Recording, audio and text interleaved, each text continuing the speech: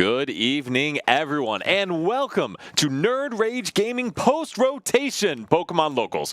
My name is Dan Hugar. I'm here with Brian DeVesa. And Brian, how are you feeling today? I'm doing great, Dan. How about yourself? I'm doing great, man. We are seeing some cool post-rotation content. We got our cup coming up on Sunday. The sun is shining. It is warm out. It's warm outside, yeah. It's beautiful. The camera looks great for some reason. Did we change that? I'm like in awe of like how big our screen is now, too. It's so nice. So nice, yeah. So everything's great. Yeah, I'm here in person too, which is wonderful. Because last week I was trying to talk quietly enough to not wake the baby. Yeah, but I was also sick last week too. Yeah, it was just no. I know. But we had a surprise guest host with Trevor, which was fun. So we had all three of us on there. Yeah, good. But are you feeling any better? Yeah, how much better? Yeah. Good. So Brian, what are we going to see today? Yeah, we're going to be seeing probably a lot of Dragapult. Yeah, a lot of Dragapult. But I'm just excited for post-rotation. I mean, the events have been a little bit on the slower side, so I don't think we were really seeing too many regionals until the next couple of weeks. But I'm glad that our cup will be kind of a front runner event to see what kinds of things are really good. So rotation. That's actually why I'm really, really excited for the cup, is because we are having that, like you said, before any major event has post rotation. So this week we have our cup. The following week is the first Western World Regional in Prague. And so that's going to be huge for post-rotation. But until then, we're going to get to show off, try some new stuff. Yeah, definitely. So who knows? Maybe a player from our locals might be a meta front runner or something like that. I'm saying. Yeah. And speaking of, we got some interesting stuff here to start off. We have Alec playing Mega Lucario, a highly reasonable deck, with a Prime Catcher. Yeah. And we have Rafal playing Ogre Pond Slop. The Slop box, as everyone's kind of been talking about it on Twitter. I actually just played against Rafal playing this deck, and he washed me completely. Wait, really? Yeah, he's very. I mean, it's pretty much almost like a pseudo Terra box in a way. I guess that makes sense. Yeah, he's very clean with it. So, yeah. My Dragapult stood no chance. And we'll see if Alex 1 Riolu stands a chance, because this is a pretty good start for Rafal. Yeah. And then, Bryce, any way we can get the chat over? Yes, please. Yeah. Gosh, I see some messages coming in from the other screens, so I just wanted to feel that. Yeah. If you're saying something, I promise we'll be back. Yeah. All right, so then, Brian, talk us through Rafal's turn here. Do we win? I mean, having the Latias is very important here because a lot of the time you just want to be, shifting in and out of a lot of the basic Pokemon on this deck. So he is in a really good spot right now. This Ultra Ball is going to probably grab one of the Ogre Ponds, I would think, or he's eyeing maybe a Meowth for a potential supporter as well. So the Clefairy is going to come down instead, and he's going to probably look to start setting that up as a potential attacker here. And so Clefairy is definitely huge into this matchup because being able to one-shot Mega Lucario EX is a big deal. And then, or we just win. Yeah, we just win. And we just get the clean donk with Clefairy on the Riolu. Wow. Wow, that was a very anticlimactic game right there. But holy, what an aggressive just run him off the board. And luckily, ladies and gentlemen, this is why you put 2 games on stream, because we got a much more interesting one with Arch Duraludon Bridge Zoroark versus Raging Bolt. Yeah, this is going to be an interesting one just because the Zoroark Duraludon has a very good draw engine with that Zoroark, and it's a very consistent attacker as well. But with the Raging Bolt I feel like can tend to take a good matchup into this just because as long as you're able to set up your big 2 prize attackers, you can pretty much take 2 prizes every single turn. I think that's exactly the if you can set up your big 2 prize attackers, 100%. You're in a great spot to just clear out those 2 prizers. And Teal Mask Ogerpon hits for weakness into Zoroark, which is a big deal. That's definitely a very big deal in this matchup. And I feel like that's why some of the grass attackers are in just such a good position currently, is because of how well they're able to take care of stuff like the Absol, the Mega Absol, and the Zoroark and all of that stuff. This is a free matchup for Zoroark. Well, we're going to find out. Unfortunately, Elias doesn't have a ton to work with at the moment. Also, hi, Ben. Thanks for joining us, man. Definitely enjoy having you here because Ben is very familiar with this deck. So if there's any mistakes that we make with the commentary on it, I know he will be more than happy to correct us on that. And there's a big mistake for Elias. His own watchtower shuts down his Meowth EX. The friendly fire. It is brutal. And Eli, being a considerate friend, just saying, dude, don't worry about it. Just put the Meowth back in your hand. All right, so we're going to be trading away the Mawile here. Draw 2 more cards.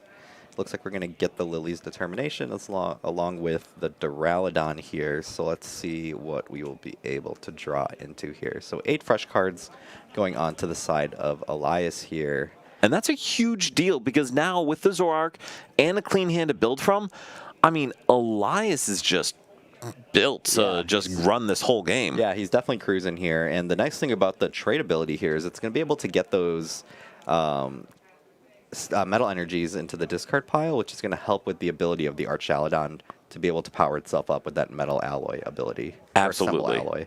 And Bryce, are we seeing YouTube and Twitch comments here? Because I only see YouTube. Yeah. Unless the Twitch ones. The Twitch one, because I see Twitch ones. Oh, from the past. Okay, so the new Twitch comments will come in later. All right. Oh, okay, got it. Cool. Sounds good. Did we miss anything on Twitch comments? What did they say? I can't really see. Is that Firefist Chris? Yeah. Oh, Firefist Chris. I can't read, but thanks for joining. Yeah. Glad to have you here. Yeah, definitely. All right, so then, Brian, what is Elias looking to do this turn? Do we want to hit with Bridge? I don't know. I don't think we have the means to do so. Yeah, I don't think we have the means right now to hit with the big bridge. That's why we're just going with the baby Duraludon hammer in attack for 30. Oh, and Eli is pissed because he just top-decked a stadium. So getting that Chi and Pow previously is not going to help him, since we really could have used some other Pokemon to try to set up the board. Yeah, so it looks like we're just going to be passing it over now. So if now I feel like this is the turn that Elias can really use to punish here, just because now if we're able to kind of get some trades in and start finding some of those metal energies, they'll put us into a better position to start attacking here soon. Got another Duraludon here. And honestly, we need just a single metal energy to really get the game going. Yeah, all we need. So Pokegear is going to come out here. I guess we're going to want the Lily's Determination here just so we can potentially draw into that last metal energy that we need. So wanted to play the ability here before playing the Lilies, so hopefully we can draw into that metal energy so we can draw for turn with it. One thing I would have liked to see on Elias's end is there was a Pokepad in hand. I don't really see a downside to getting a Zora down, just to make sure we can set up a third Zora. Yeah, definitely. And it also thins out that card from the deck, so I mean, it's something that obviously we would want, but if we're able to, you know, heighten our chances to get that energy, I think we'd like that a lot more. 100%. And Ben, you are absolutely correct. Watchtower is great in Aldex. In this scenario, since the only card in Eli's discard is a Pokepad that he played on turn 2, I don't know how much of a difference it would have made. Oof, and we don't see it here yet, but there's still a chance. So that Pokepad here, we're going to be trading away. We do see it. Never punished. And we did draw Zora off of that, so, oh, buddy. So we have a big Archaludon here. So it looks like we are going to attack here and take one prize on the side of Elias here. So let's see what Eli's able to do in a response here. It looks like you're kind of in top deck mode here. We are going to be able to hit with the Fan Rotom, but shockingly enough, that's not a lot. It's not a lot, so we're just going to be taking the 70 damage here, and then Elias is just going to be freely able to attack more and more here. And I mean, number one, we need to see the big dice, but we all know it's 70, so no pressure. Elias is going to continue to dig into the deck. I mean, outside of this boss Elias has in hand, what is he digging for? Don't really know. I mean, he's so ahead that it doesn't really, I feel like it doesn't really make too much of a difference here. I mean, seeing the boss here was just, you know, add insult to injury or whatever. So I think he's in such a good position here that it's not really much else that we need to do here. Mars, I get criticized constantly by my teammate Evan for having mismatched art, so I feel you. It apparently changes how you draw. Does it? Apparently. All right, so we do see the Chi and Pow come down. We are going to bounce the stadium, Zoroark into the active. And at this point, Eli is just kind of trying to stall for time. Yeah, we're just kind of seeing how much how many more turns we can kind of survive here. Oh, and Elias says, hey, man, you can't attack without a stadium. Yeah. Well, that's unfortunate. All right, so we are going to go retreat again with the air balloon now. And we're going to be taking out this fan rotom here soon, very soon. And not to say this game's wrapped up, but this game's kind of wrapped up at that point. Very, very quick round one, it seems to be here. Yes, unless we found a miracle. Well, Terra Orb, okay, that gets us kind of started here. It could. Could. I mean, it gets us a Teal Mask Ogrepon. Just realizing now, is this the first time that Eli's gotten a deck search? The second time. Second time. He did Pokepad for the Chi and Pow. Okay. And that is all the search he had done up until this point. Very tough. It's not great. And right now, Eli is very far away from knocking out that Archlodon. Yeah, definitely. Wait, did I say it correctly? Archlodon? Archalodon? Gosh, dang it. Okay. I mean, to be fair, it's one that we haven't been seeing very often as of late, so. And that's about going to wrap it up here for Elias. Unless you see a line, I am not. Nope. All right. Very sad on the side of Eli here in a very quick round one. Are like Rafal and Alec playing another game by any chance? No, they left. Okay, well, that was very efficient. A little anticlimactic. All right, so ladies and gentlemen, in case you ever stream, here's a good thing to know. One, to have 2 games gives you some leeway. Apparently not enough. And Brian, that is why we do our homework and prepare content for the masses. Definitely. And by the masses, I mean the tens of people that come watch us. Yeah. But what are your thoughts on those decks? Because I think Bridge Zoroark is definitely an interesting one. I like it. It was funny. I was scrolling on Twitter a little earlier, and I saw some conversation happening with friend of the team, Maddox. Yeah. And I think Ben was in that conversation. I forget who. I think Ryan was probably in that conversation too, because he also likes this deck too. And they were all kind of talking about, this deck is like actually kind of good. It's interesting. Yeah, it is interesting. And I don't want to get aggressive and say good yet, but it is interesting. Yeah, I mean, it's got legs. I'll say that much. It does. It's definitely got some legs, and I think that's really what the draw to the deck is. It's like, it's a consistent attacker. It's got a draw engine, and that's really all you can ask for at the end of the day. It's a huge deal. And I will say one of the biggest reasons to play Zoroark is that every deck sucks right now. Like, all the draw engines are weird. Consistency cards are way down. Like, there's less opportunity to consistently set up. So if you can thin your deck and see 2 more cards with each ability each turn, that's so good. Mm-hmm. And so, Brian, I'm also curious, while we're talking about this, what feedback did you have on Elias's game? Because I think there are a couple things I saw that could be good to mention with this deck. Feedback. I mean, I feel like he played it pretty well.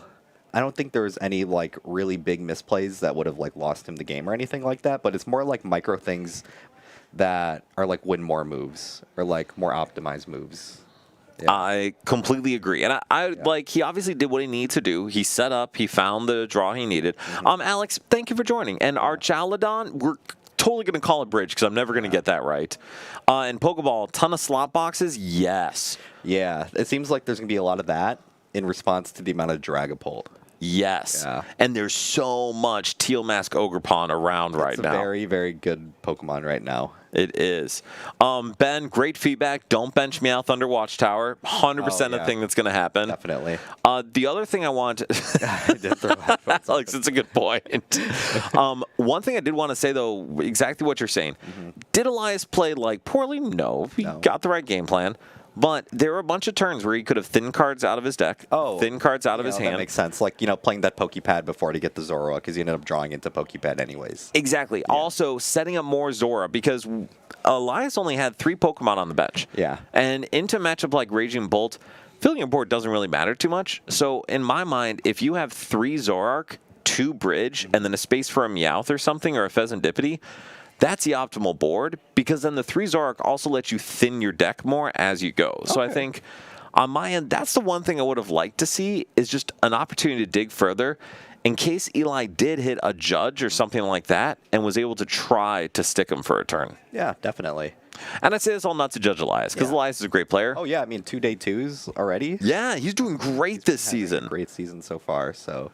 I'm reading through the chat here. Did you guys talk about the whole headphone thing last week? We did not, actually. Okay, so that looks like we have something to talk about at some point today. Definitely. Bryce, did I have a list of Bridge? Okay, Let's see sounds the rest good. of Well, the, I didn't prepare for that. Razer FPS. Thank you for joining us today. Yeah, appreciate you having you here. Appreciate it. So I do think Bridge is good. We mentioned for the draw is definitely a big thing. And then you also mentioned slot box being everywhere. Hitting 220 with a 300 HP stage 1 is really good math. Yeah, definitely. It's super good into this. And the other thing, too, is that the grass resistance is also really huge in this matchup as well. So a lot of things kind of pointing in the right direction of the Archaladon being good. So it's definitely one that I kind of want to try out. I think it's interesting. Yeah, it was funny. I was talking to Rafal a little earlier because like I was asking because he's like he knows the meta like very, very well. I feel like him and Ryan I feel like are the ones that I can kind of like really go to about like like the state of certain decks in the meta and stuff like that. And I was asking about like how like Absol Mega Kanga was kind of doing because it was good in Japan, but he was saying it's pretty much not really a deck right now just because of the amount of Ogre Pond kind of running rampant, and I mean that's a really good reason to trust his opinion on it. And two, I was like looking for another deck to play. Yeah, I want like a secondary deck that isn't Dragapult, so I don't have to keep playing this deck all the time. Yes, but I was like seeing like what other options I have, and I mean besides like the slot box and all that stuff, I mean this Archaladon deck looks like another one that I can kind of pick up as like a secondary deck. I agree. Yeah.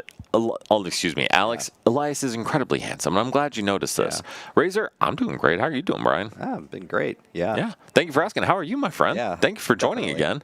Or you go ahead. Yeah, Jay brings up a good point here about Arch maybe having issues with retreat lock, and definitely a good thing to kind of bring up. I mean, I'm trying to think of like ways around it besides like air balloon and like scoop up cyclones, like potentially because I know Arch decks in the past had run scoop up cyclone.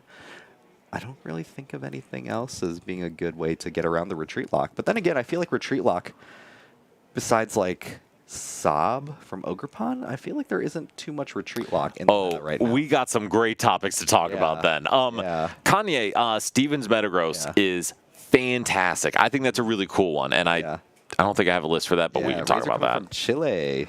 Está bien. Mi español está mala. So just very happy to have you here, Razor. Thank you. Definitely. Yeah, well, listen, just yell at us if we're saying dumb things, because even if you can't understand English, we don't make sense a lot of the time. Chile's got some gamers over there, too. They do.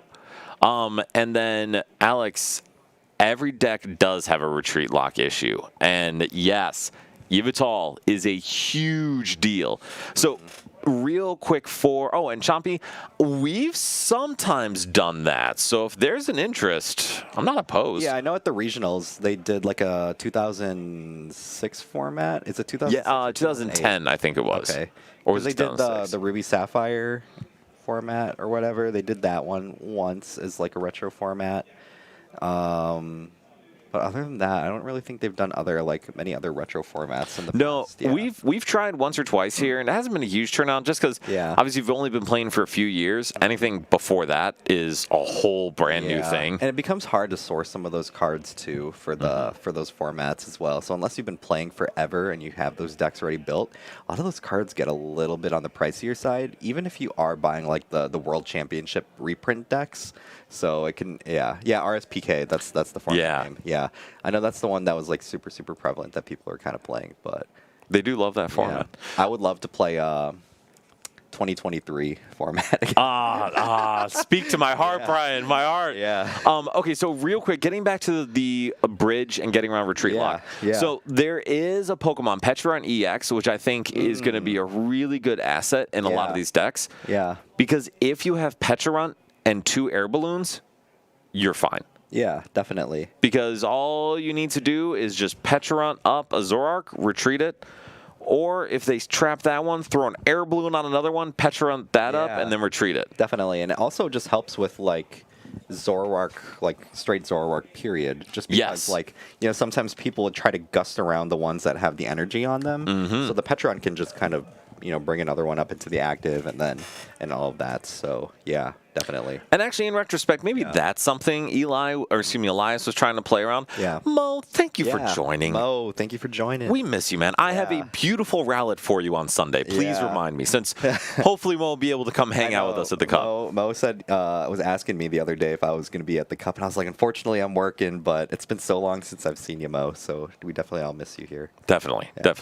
All right, so then, Brian, let's talk a little bit about Retreat Lock. Yeah. Because I think that's something that is a fascinating part of this format. So do you think that's something important to look out for? Oh, absolutely. It always is, I feel like. As long as there is a Retreat Lock Pokemon that's like in the format, I feel like it has to be respected. Whether it's the, what was the grass one? The we still have Cactus. Yeah, Cactus is still in format. Cactus is still in format. Now we have Yveltal. So, yeah, we definitely have some Retreat Lock to play around.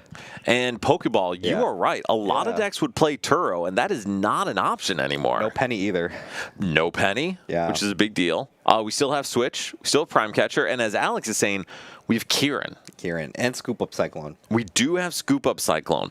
So there are outs. However, all of those things we just mentioned are very, very niche. Yeah, and they require, slots in the deck and stuff like that could be used for other things like consistency cards. So it could be a bit of an ask to, put those things like in the deck. Yeah. I think it is, because Scoop Up Cyclone is probably going to be more popular than people are originally thinking it would be. But like, you're choosing to not play Unfair Stamp. Yeah. You're choosing not to play Cape, as we saw in Bridge. Like, those are big losses. Yeah, definitely. And I mean, Unfair Stamp has been skyrocketing as like in usage currently, so that's like an incredible card to be playing right now. So if you're not playing that and you have to play Scoop Up Cyclone instead, I feel like you're missing out on a lot. Agreed. Oh, and Fizzle, Surfer is actually a really good inclusion. So more recent print, switch your active Pokemon and draw up to 5 in hand. That's a really good card that lets you play around this and still have some consistency, like Bird Keeper back in the day. Definitely, yeah. And Mo, we will be glad to have you come playing. And yes, in case we didn't mention already, part of our Cup this weekend is 4 automatic qualifications for our League Invitational in June. And that's pretty cool. Yeah, it is going to be cool. So, I mean, people are going to be playing for those invitation spots, but they're also playing for a little bit of cash, too. A lot of bit of cash.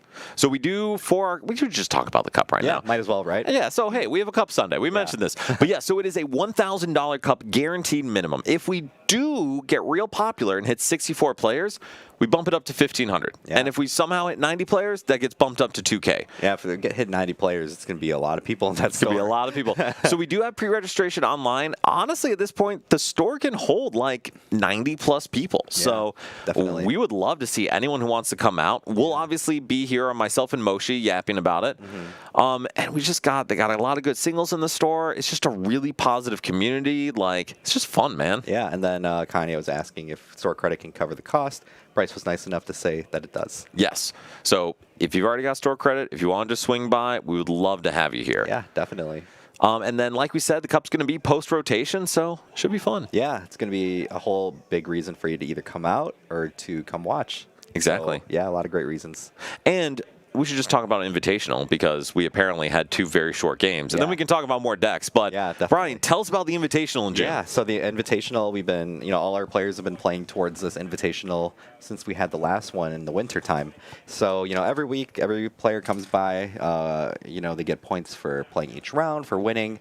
And, it's an endurance race. So, as long as you're able to make that top 16 at the end of the Invitational split, or if you're able to snag one of those, auto-invite spots from one of our challenges or one of our cups, then you are able to play for a whole lot of store credit this upcoming June. Yeah, we're going to do it in June. I think we're going to do it 2 weeks after NAIC as of now. Yeah. But yeah, the last event we had that was a full semester or fall, it was $1,000 in store credit. Yeah. So it's probably a fair estimate. It'll be around there. It's all based on what we pull from locals, because one thing Nerd Rage does I really appreciate. All the money that comes in for locals goes back to the players. And either in store credit that day, or we've been collecting a small bit from each of the locals for this invitational. So it's still going back to the players.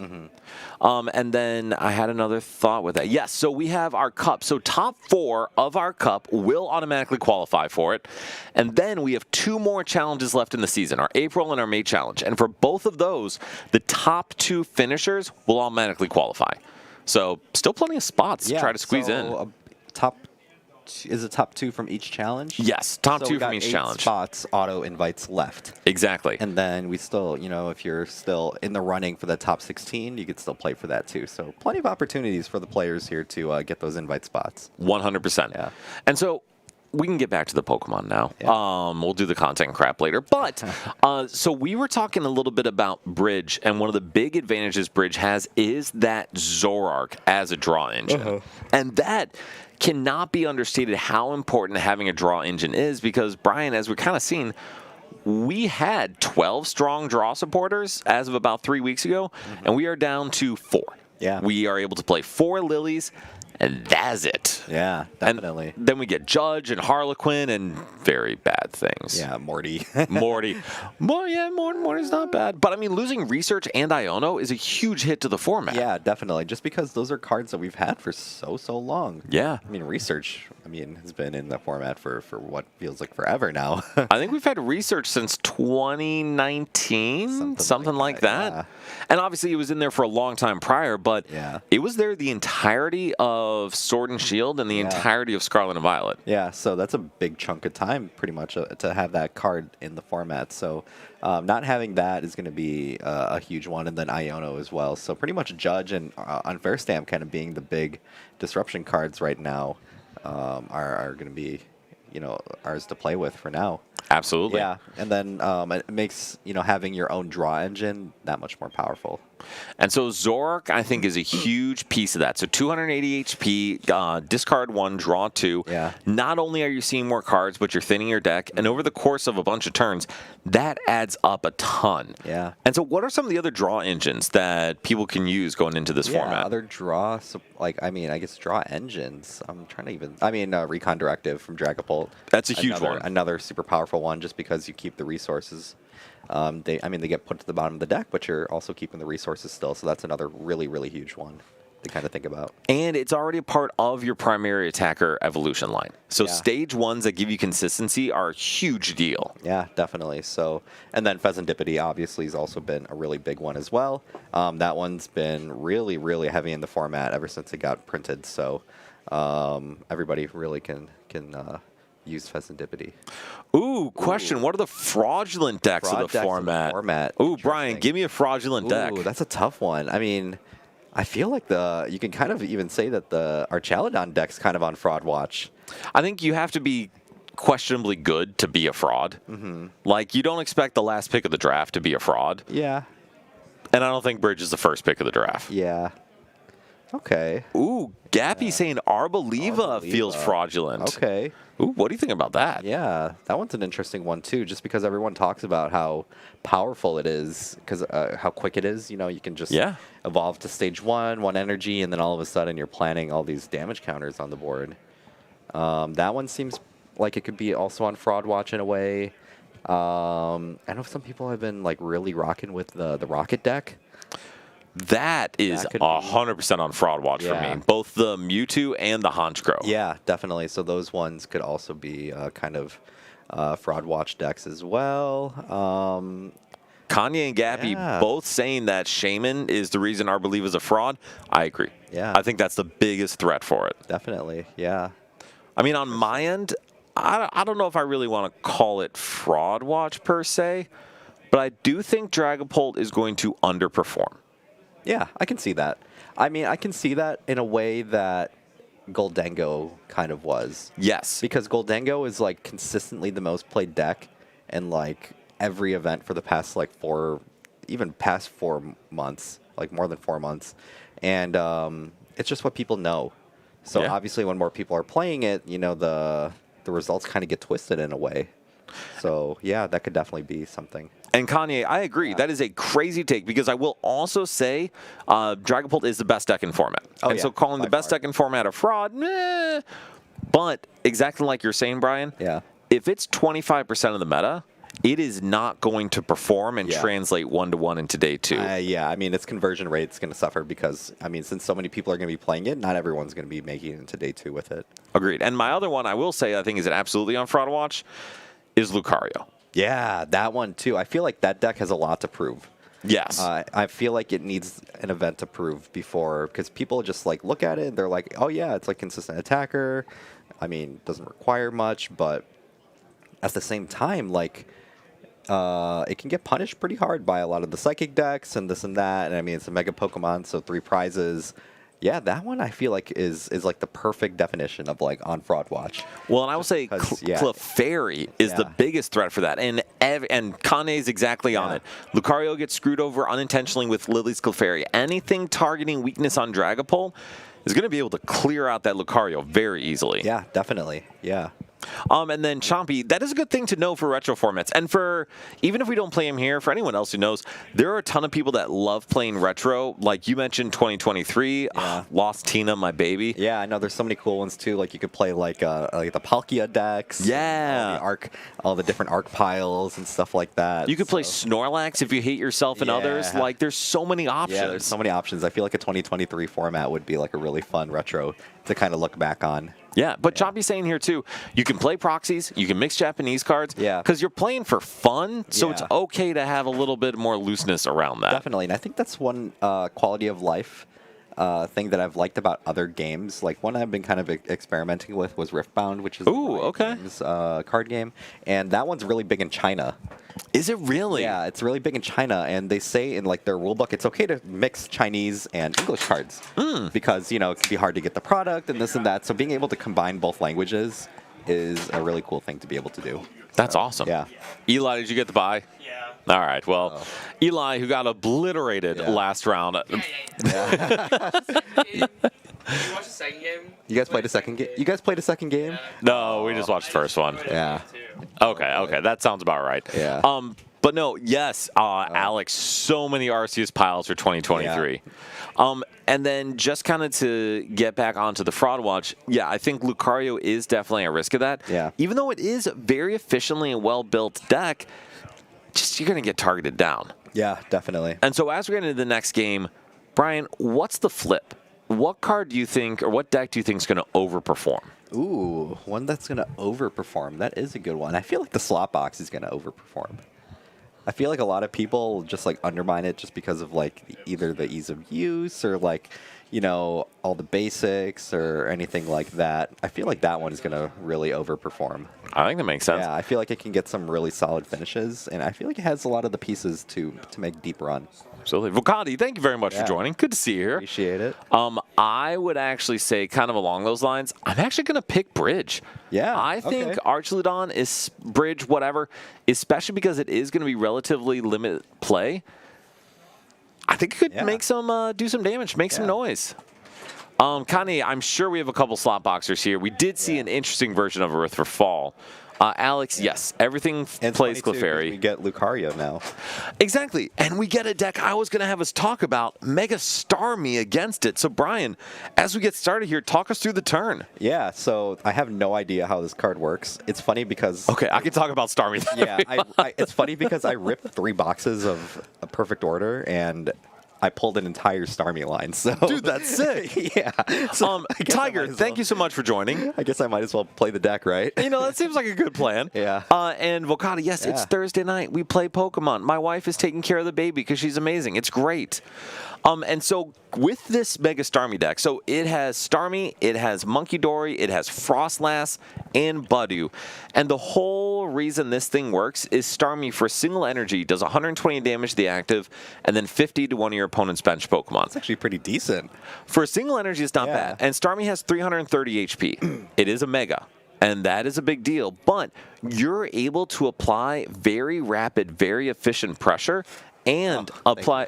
Eli is handing a copy to Brian here. Yeah. But apply pressure with abilities, too, with Frostlass. So it's a super straightforward deck that can really mess with what your opponent's trying to set up. Yeah, definitely. And I feel like, Frostlass and Monkey Dory are able to just be very solid pieces to assist with this process as well. So Definitely another interesting, like, fun locals deck kind of thing.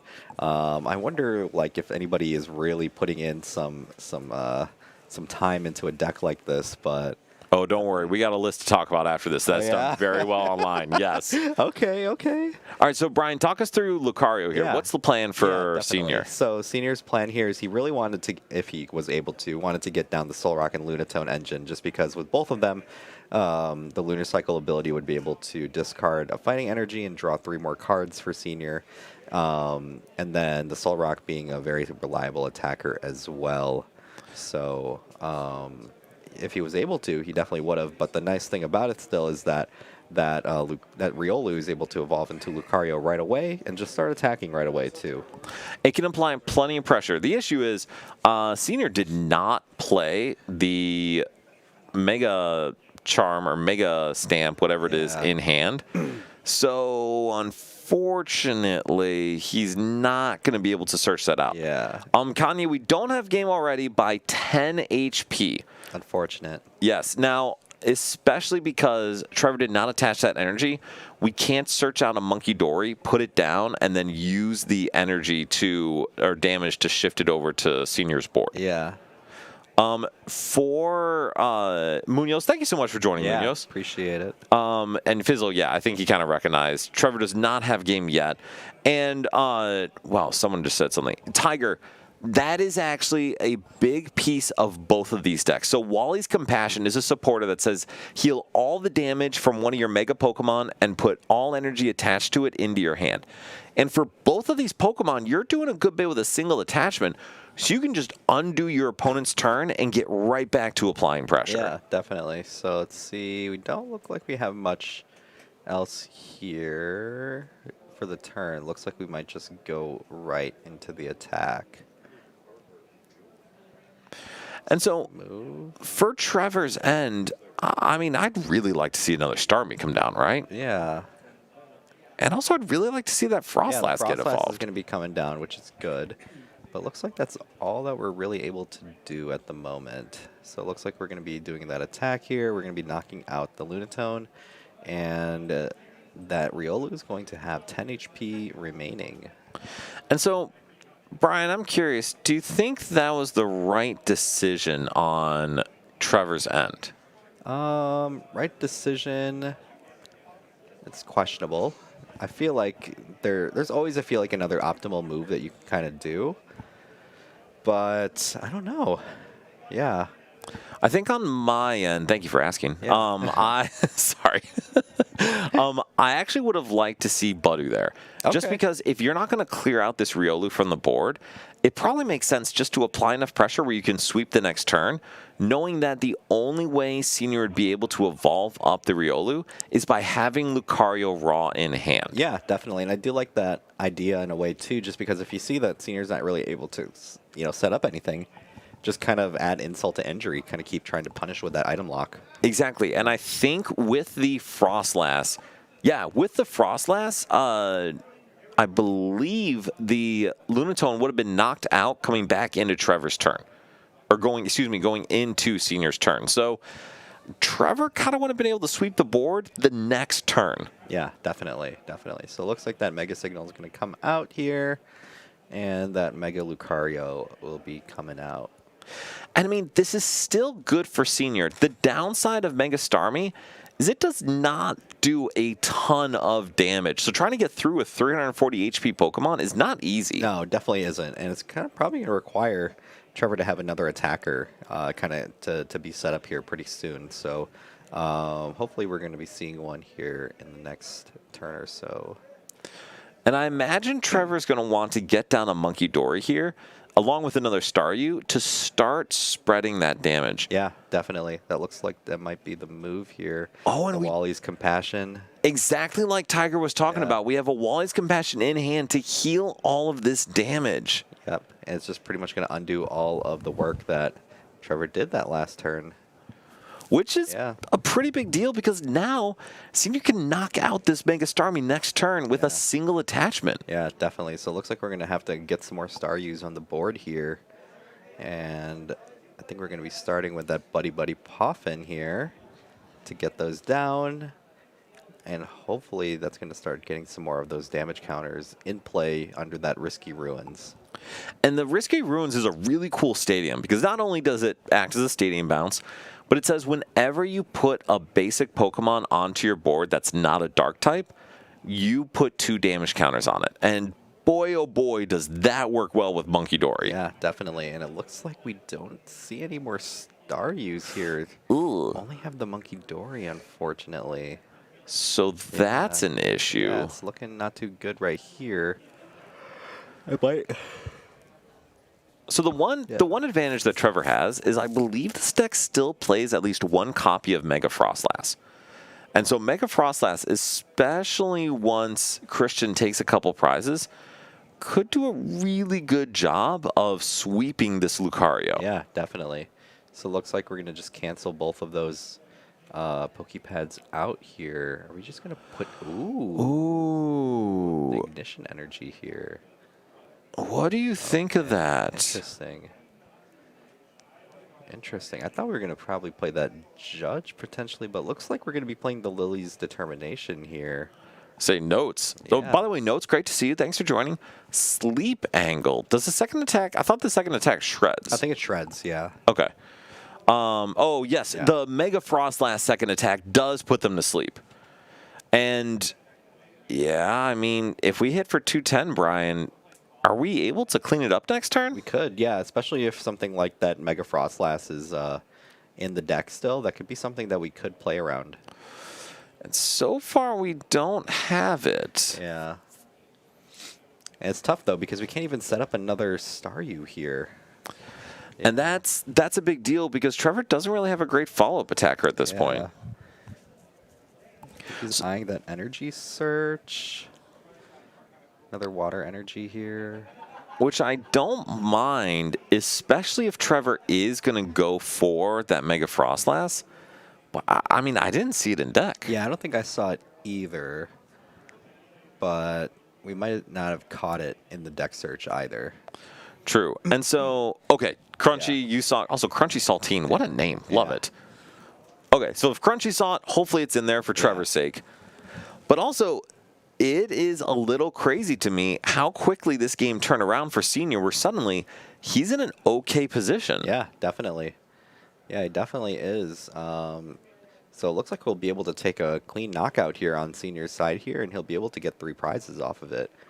But on the flip side here, Trevor is also in a position to just straight up win the game, too. Agreed. And Tiger, I think you're right. Excuse me when I say we. Trevor could item lock, try to get another snow run down, and then give himself a turn to try to build for that one shot. But granted, Senior's already got like 6 cards in hand. We have a knockout if there's a Mega Lass in deck. Definitely. Did you see one? I'm thinking I'm seeing it towards the front of the deck. That's what I'm thinking, potentially. I think he wants to see if he has like something like Fez, so he can see if he can play the... Yeah, I think he wants to make a spot for like a Fez potentially as well. And that can make sense. So we do see the Meowth come down. It looks like we might just try to grab Lily here. Which I would hope we have seems it. reasonable. Yeah. And then if we're going to try to put that energy down as well, looks like that's the plan here. And looks like we're just going to play the Lily and just hope that we draw into a way to get that Mega Frostlass. And I mean, Trevor's sure playing like he has access to Mega Frostlass. Definitely. And I mean, if Trevor sees it, that is just game, unless there's something I'm missing. Yeah, looks like it. So what does that Mega Frostlass do, Brian? That one, I know it just has like a single energy attack, and it's like a consistent attack. I just forget what it does. Totally fine. That's what they pay me for. They don't pay me. They don't so pay. Mega Frostlass, the first attack for a water energy does 50 damage for every card in your opponent's hand. And the second attack for water to colorless energy, it does 150 damage and your opponent's asleep. Okay, there we go. All right, so we are going to be able to item lock. Yeah, we're going to item lock here. I wonder what Senior grabbed from those 3 prizes, if there are anything that he could potentially use. Ooh. So there is a boss. There is a Lily's as well. So at least that might be able to get him some extra attackers, hopefully. So here's the thing. If I'm Senior, I almost just want to boss up that snow run. Okay. Because the only true risk for Senior is if Trevor plays Blood Moon Ursaluna. Yeah. And for a lot of decks like this, they don't tend to play Blood Moon as much anymore. Yeah, but I also but I don't know if Senior knows that. I would agree. I don't know if he knows that either. This could just be an angle to play the Lilies here and hopefully just draw into some more Pokemon, so at least he has something to fall back on. And I don't think it's a bad decision either. Just knowing the pressure he's applying to Trevor, I don't know if I'd mind the aggressive route. Yeah. But regardless, kind of like we said, Trevor went from almost wiping Senior off the board to now Senior being in a better position. Yeah, and all of this is just because of that item lock not being there, that like in that first turn, and just allowing Senior to get that Mega Signal off. Fizzle, yes, there are some lists playing Salvatore, which is a really good inclusion. Yeah, and ooh, he draws into the Pokepad, but he can't use it. Correct. Yeah. And we also draw into Mega Zygarde. Zygarde, okay. Interesting. Yeah. I don't think Senior has any energy in the discard pile to accelerate. Yeah, this might just be an attack here, just to knock out the Badoo. I mean, that's fine. Yeah. But it's also really bad. Yeah. It doesn't feel good, so let's see. We're going to see some of these damage counters coming up here, and we still don't see the Frostlass. We don't. And that is hugely problematic because Trevor does not have any way to draw cards right now. Yeah. And we have no other Pokemon we really can play. I mean, we have the Snow Run here. Yeah. And Munoz, I think you're exactly correct. Yeah. So one of the big disadvantages of this deck is exactly like we were talking about the draw engine. There's no draw engine. Trevor has nothing that enables him to build a hand or play the game outside of Meowth or Pheasantipity. Yeah. So it looks like we're going to be Adrenabraining 3 damage counters off here. It's going to put it onto the active here. And so we're starting to get that Mega Lucario to a bit of a higher damage. And so Looks like we're he's at gonna pass it. 260. Yeah. And we Alright. do see the boss on Meowth Wow. close out the game. Whew. Oh, but only playing 2 Staryus? That's Yeah, aggressive. seems a bit much. And there was a Mega Frostlass in deck. Yeah. Okay. That is, don't worry, guys. We have a list we're going to talk about there. Yeah. And speaking of shenanigans that we're also going to talk about, we have Dragapult versus Okidogi. Yeah. Brian, what is happening? Yeah, so this Okidogi's been definitely making some noise online. Just because, I mean, as soon as you put that dark energy onto it, or, you know, any sort of rainbow, all of a sudden just becomes a really beefy single prizer. And so Okidogi is a single prize attacker, 130 HP, fighting type, has 1 attack, good punch, 2 fighting, does 70. And then the ability, I don't remember what it's called, but if you have a dark energy attached, you get 100 more health and you do 100 more damage, which is awesome. Yeah, definitely. Bryce, can you scroll up a little on the comments? We missed like 3 go by really quick. Yeah. I know there's somebody asking about the dice that we have here. The really big ones. Do we sell dice like that here? I don't know where we got those. Honestly, probably Amazon. Yeah, go on Amazon. That would be my best guess. We do sell nice dice here, though. They do. Yeah. So we do have very nice dice, also do. good deck boxes. Yeah, we have good deck boxes, good dice, good sleeves, all that. Yes. But those big ones, don't know. And I agree with whoever was saying that Meowth for boss is very sad. It's literally fish for boss all over again. And it's Lele for Guzma. It's Jirachi for Lysander. The song remains the same. Definitely. And yes, thank you, Adrenapower. Appreciate Yes. it. And Meganium Maniac, thank you very much. Appreciate you. Definitely. Yeah, we're doing our best here, so we appreciate Yes. those that enjoy what we're putting out here. All right, so for this board state, that battle cage is a huge deal because it Yeah. prevents Dragapult from actually spreading with Phantom Dive. And doesn't it prevent from abilities too? It does. So So Monkey Dory Monkey Dory can gets move turned to off. the active, but it Yeah. can't move to the bench. Yeah. So that's another interesting one that we kind of have to think about as well here. Munoz, it's a very good question of why we didn't just Meowth for Petrol. I have no idea. Yeah. So now what we're going to need here is either Bump Stadium here or something else here, just because, I mean, this Okie Dokie in the active is going to be is a zero prizer. It is. Because of that legacy energy, yeah. And so that legacy energy, like Brian said, it's a rainbow energy, and your opponent takes one less prize. You can't recycle it, which thank goodness. And so I think Nikita's just deciding, do I take out the Okie Dokie for one prize or take no prizes? Yeah, so I think he's going the route of just taking the one prize, so at least he can stay on pace here with Ryan here. What do you think of that decision? I think it's... Oh, is he going for a Dragon Headbutt here? Oh, no, Oh, we wait, went no, for he the doesn't- Phantom oh, he Dive, doesn't even but we're knock only out. doing 200, which Yeah. means we are not taking a knockout. Yeah, I forget about the ability. Yeah, Okay. yeah. Yes, Tiger, Ryan plays exactly what Ryan wants to play, and that is usually not like the best deck in format. Yeah. But he's very, very good at what he does. Ryan is an incredibly good player with ridiculous shenanigans and always does well with them. Yeah. I mean, he's the one that probably takes the most auto invites out of all of our. Yeah, 100%. local He events. just Grinches locals Yeah. left and right. Yeah. And Shark, there was a Mega Frost last in deck. We just whiffed Yeah. it. But we see the fighting energy come out for Ryan. Gotta imagine this is going to go on the active Okie Dokie. Yeah. And so we're going to be, Ryan's going to be able to hit this Dragapult for 170.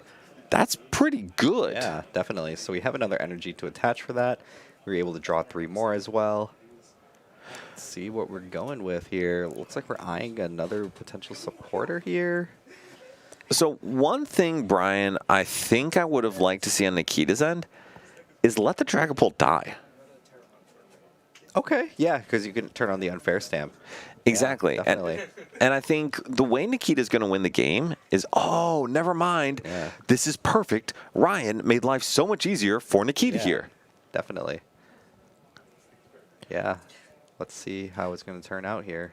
So then Ryan takes the knockout here, I assume, goes down to 1 prize remaining, and then Nikita's going to have to respond somehow. Yeah. I mean, the unfair stamp will have, extra 3 card draw with the Pheasantipity. There's a lot of things we can kind of do here. Let's see how we start it off, though. Looks like we're going to play the Night Stretcher first. And I believe Nikita's looking for a Dark Energy. Okay, Dark Energy for the Monkey Dory, potentially. But it looks like we might just grab Dragapult here just to kind of beef up the board. Tiger, that's a great question. Asking why we didn't punch the active monkey with Yeah. Legacy. What I think it was is I think Nikita thought he was taking a knockout on this other Okie Dokie, Yeah. and that it wasn't leaving 200 damage down. Definitely. So Night Stretcher is going to be played again. That's probably going to grab that Dark Energy now. Let's see what we go with next here. Are we going to play the Unfair Stamp? And I think the unfair stamp has to be the move because Nikita's dream is Nikita gets Stadium Bounce and then Gust. Yeah, looks like we're going to just thin some cards out first before doing so. At least so we can draw into something a lot better that we would want. Yes. And then, we will see the unfair stamp. Nikita playing that, putting Nikita's hand to 5, Ryan's hand to 2.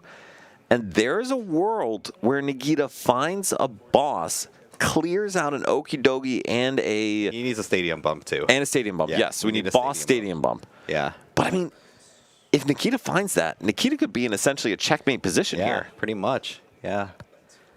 So the big question is, are there Stadium Bounces left? Yeah, let's see. And then let's go see what Ryan's 2 cards will look like. If one of a boss is a boss, Yeah. it's very quick and over game. We don't have the stadium bounce yet, though. And unfortunately, we don't have we can't use Briar anymore, so we can't skip ahead. Ooh. But we can Meowth for a boss if we want. We could. I think we're checking for that first. There is boss, and we actually have the Corbeau boss. Very nice, very nice. Yeah. But I don't know. What does boss do for us this turn, though? That's what I'm trying to figure out. With no stadium bounce, I think it's much worse. But I think for me, the idea is two-shotting this Okidogi for 200 damage twice feels appalling. Yeah. So being able to actually put it to the bench and use our damage more effectively would be really good for Nikita. Yeah. But Nikita may just be saying, I guess I take one prize here and a couple prizes the next turn. Yeah, let's see what this Lily is going to end up getting him here. I wonder if we still have that stadium bump that we were kind of talking about. I mean, Nikita's hoping and praying. Okay, we got the bump. All right. There we go. That's a start. Wait. Oh, never mind. I'm too excited. I mean, this is still a great position for Nikita. Nikita can take 2 prizes this turn. Yeah, he could. Definitely. And I mean, being able to take that other prize here on that Lunatone could also prove to be very beneficial to hinder Ryan's draw state here. Absolutely. And yes, I would love to see Nikita put down this Dreepy to start to move some damage over to Ryan's board. Yeah. Will definitely help a lot more. And Tiger, absolutely, Nikita could have just passed, hoped to get punched, but I don't think it's bad to put that damage on the board. Yeah, I think we're thinking about right now what the proper move is here. All right, so we are just going to swing, take 2 knockouts, and then leave 1 damage on the board. And Brian, clearing off that Lunatone is a big deal because now Ryan can't use Lunar Cycle. Yeah, definitely. And part of me wants that 1 damage counter to just overkill. I don't know how I feel about keeping all that damage on the board. I don't think you're wrong. Oh, well, that's extremely rude. Top decking the boss's orders. Goodness. Oh, boy. And then Ryan is just kind of checking through all the ways he could dig, and turns out there are very few that would let him win the game there. But Okidogi takes the win, which is pretty cool to see. Yeah. And then in our first round, Mega Lucario barely beats Starmie Frostlass. Yeah, so I think that deck's still on Fraud Watch for sure. Yes, I would definitely agree with that. Yeah. All right, so speaking of Starmie Frostlass, Bryce, do you mind throwing up the Starmie deck? So let's see. And then, Bryce, did you have the name on the file? Because I realized I didn't put it on the actual sheet. What is the name? Starless. What was the player I got it from? Sorry. So this list came from a recent Limitless Online event. Say it again. Jorge Conti. So Jorge Conti did very well, I think, won the event with this list. And Brian, this is a little bit different from what Trevor was playing, but not too far off. What do you notice about this list? It's got a Dunsparce line. Yes, exactly. So tell us about that Dunsparce line. I mean, Dunsparce seems like one of the other really good draw engines in the game as well, just because it allows you to recycle your Pokemon and your resources kind of like back into the deck as well. And it's pretty much the Pokemon that best is able to take advantage of the which one is the draw energy? Was it the energizing? Wait, it's not energizing. What's the draw energy? Enriching energy. Enriching energy. Yes. I was like, I know Junior plays that energy. Oh, yes. Yeah. But no, I agree. The Dunsparce is a really, really good draw engine, and I think that's one thing we saw Trevor really lacking in his game is he really didn't have a good way to see more cards. Yeah, and it's pretty much just on top deck mode the entire time. Tiger, I agree. This list is super greedy. And so when we're talking about draw engines, there are 2 cards in this deck that allow, or 2 Pokemon that allow this deck to draw cards. That is Meowth, and it is a single Dun-Dun. And Vocati, yes, there was 1 Raging Bolt earlier, and that was Eli, and sweet baby Jesus, did it not go well for Eli. But so, Brian, tell us about, like, what is this deck built to do? I mean, it's kind of built to do similar, things that the Grimmsnarl deck can kind of do, which is, attack and spread damage, and then, use the Frostlass and the Monkey Dory engine to kind of spread that damage all over the board. So just being able to have 1 big Pokemon in the active to do that attacking, and then just spreading. And I think that's true. So the Frostlass ability, Freezing Shroud, does build up damage over time, which is really helpful. Champ, I agree. The Dunsparce is actually great whenever you're trying to handle disruption because you can just leave it on the board. And so, Brian, to your point, we have Frostlass to spread damage. We have Mega Frostlass to take a big one-shot. We also have the Dunsparce EX to also take a big one-shot with that Tenacious Tail attack. Yeah, definitely. I know that Tenacious Tail attack acted as like a shred in a way. So the Destructive Drill is shred Is the and can shred. get through Crustle, Yeah. anything else. And it also has no abilities, so it can kind of make Yes. its way around stuff like Cornerstone and all that stuff too. Exactly. And the Tenacious Tail does 60 for each of your opponent's Pokemon EX in play. Yeah. So it just obliterates Slotbox or Yeah. stuff like that, and it can help you reach on Mega EXs. Yeah, definitely. And I think that's also the big benefit to play that to Dunsparce EX as well. And Tiger, like you said, no Wally's Compassion here, but there is Acerolla's Mischief. And so, Brian, do you know what that card does? No idea. That is fine. Like I said, it's what they pay me for. So Acerolla's Mischief says you can only use this card if your opponent has 2 or fewer prizes remaining. Choose one of your Pokemon. During your opponent's next turn, prevent all damage done to that Pokemon by your opponent's Pokemon EX. Okay. So you can pick one Pokemon anywhere on your board, and it becomes immune to damage from any EX. So that's pretty good. That is pretty good. Especially because if you go down to, say, your opponent has 3 prizes remaining, you can, or excuse me, 2 prizes remaining, you can protect your Mega EX and say, you can't knock out my Starmie or my Frostlass. Go ahead and take your 1 prize, but that's all you'll get. Yeah. And, dude, that's huge. Definitely. Also, I can see it protecting some of those 2 prize liabilities as well. Stuff like the Pheasandipides. Yeah. And the Latias EXs of the world as well. Yeah, that can definitely be something to kind of think about as well. No, completely agreed. Yeah. And I think, like we saw with Trevor, one of the big issues with this Mega Starmie deck is that there is no way to draw cards. And so for me, as we get further into this format, I got to imagine more and more decks are going to be building in draw engines of some capacity. Yeah. Just help them play the game a little bit more. Definitely. So any other thoughts on this list? I think it's a fun one for sure. Yeah, definitely worth trying out. I agree. The Legacy Energy is the one thing that's a little weird to me, but to be honest, it can go anywhere, and you have 4 stinking Hilda to search it out. But this is one where I think Unfair Stamp is just such a good fit. Oh, yeah, definitely. I feel like Unfair Stamp is that by far like the top ace Yes. to use. I have seen some people saying online that like Unfair Stamp is overrated, and people are starting to move away from it. What are your thoughts on that? I don't know. I feel like I guess it depends on what our meta looks like. Like, obviously, if we're in a heavy meta of, like, stuff like Dragapult and Zoroark, where you have enough draw engine power to kind of draw your way out of Unfair Stamp. But I feel like in a fresh and blind format, Unfair Stamp is just like too good to like pass up. I wouldn't argue that. And I think that's the big thing is when you're going into a fresh format, how can you have something be consistent and effective? Definitely. And so, Bryce, you can throw it back to us for a sec. But speaking of consistent and effective, that's where you tend to see those big basic decks be most effective. Definitely. So you can slap it down. You don't have to worry about over a series of turns getting set up. You just go straight into it. And so is there a deck that comes to mind for you, Brian, that could be good for this? I mean, the slot box, I feel like at the end of the day can kind of be like that.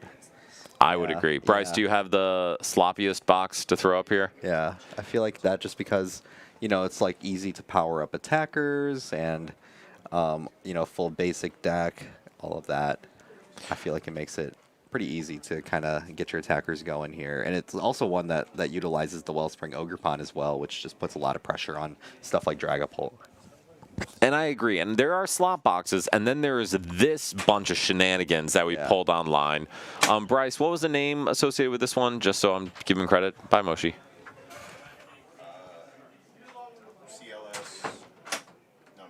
All right, CLS numbers. This was a list, I think, that got top 4 at a recent event online. And so Slotbox really was just kind of throwing some of the best basic Pokemon in one deck and letting them function.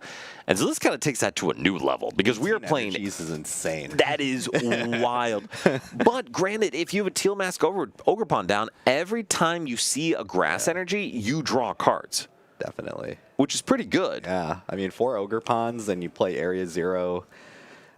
you're pretty much loading up your bench with all of them. 100%. And you have Mega Kangaskhan to let you draw 2 cards every turn just for free. Meowth, Pheasantipity. I mean, you're going to see a bunch of cards, which is, oh, Hubslop? Did he really? Oh, that's fantastic. Well, Yvonne, if you can just throw in the link or something like that, obviously want to give people credit where credit is due. Definitely.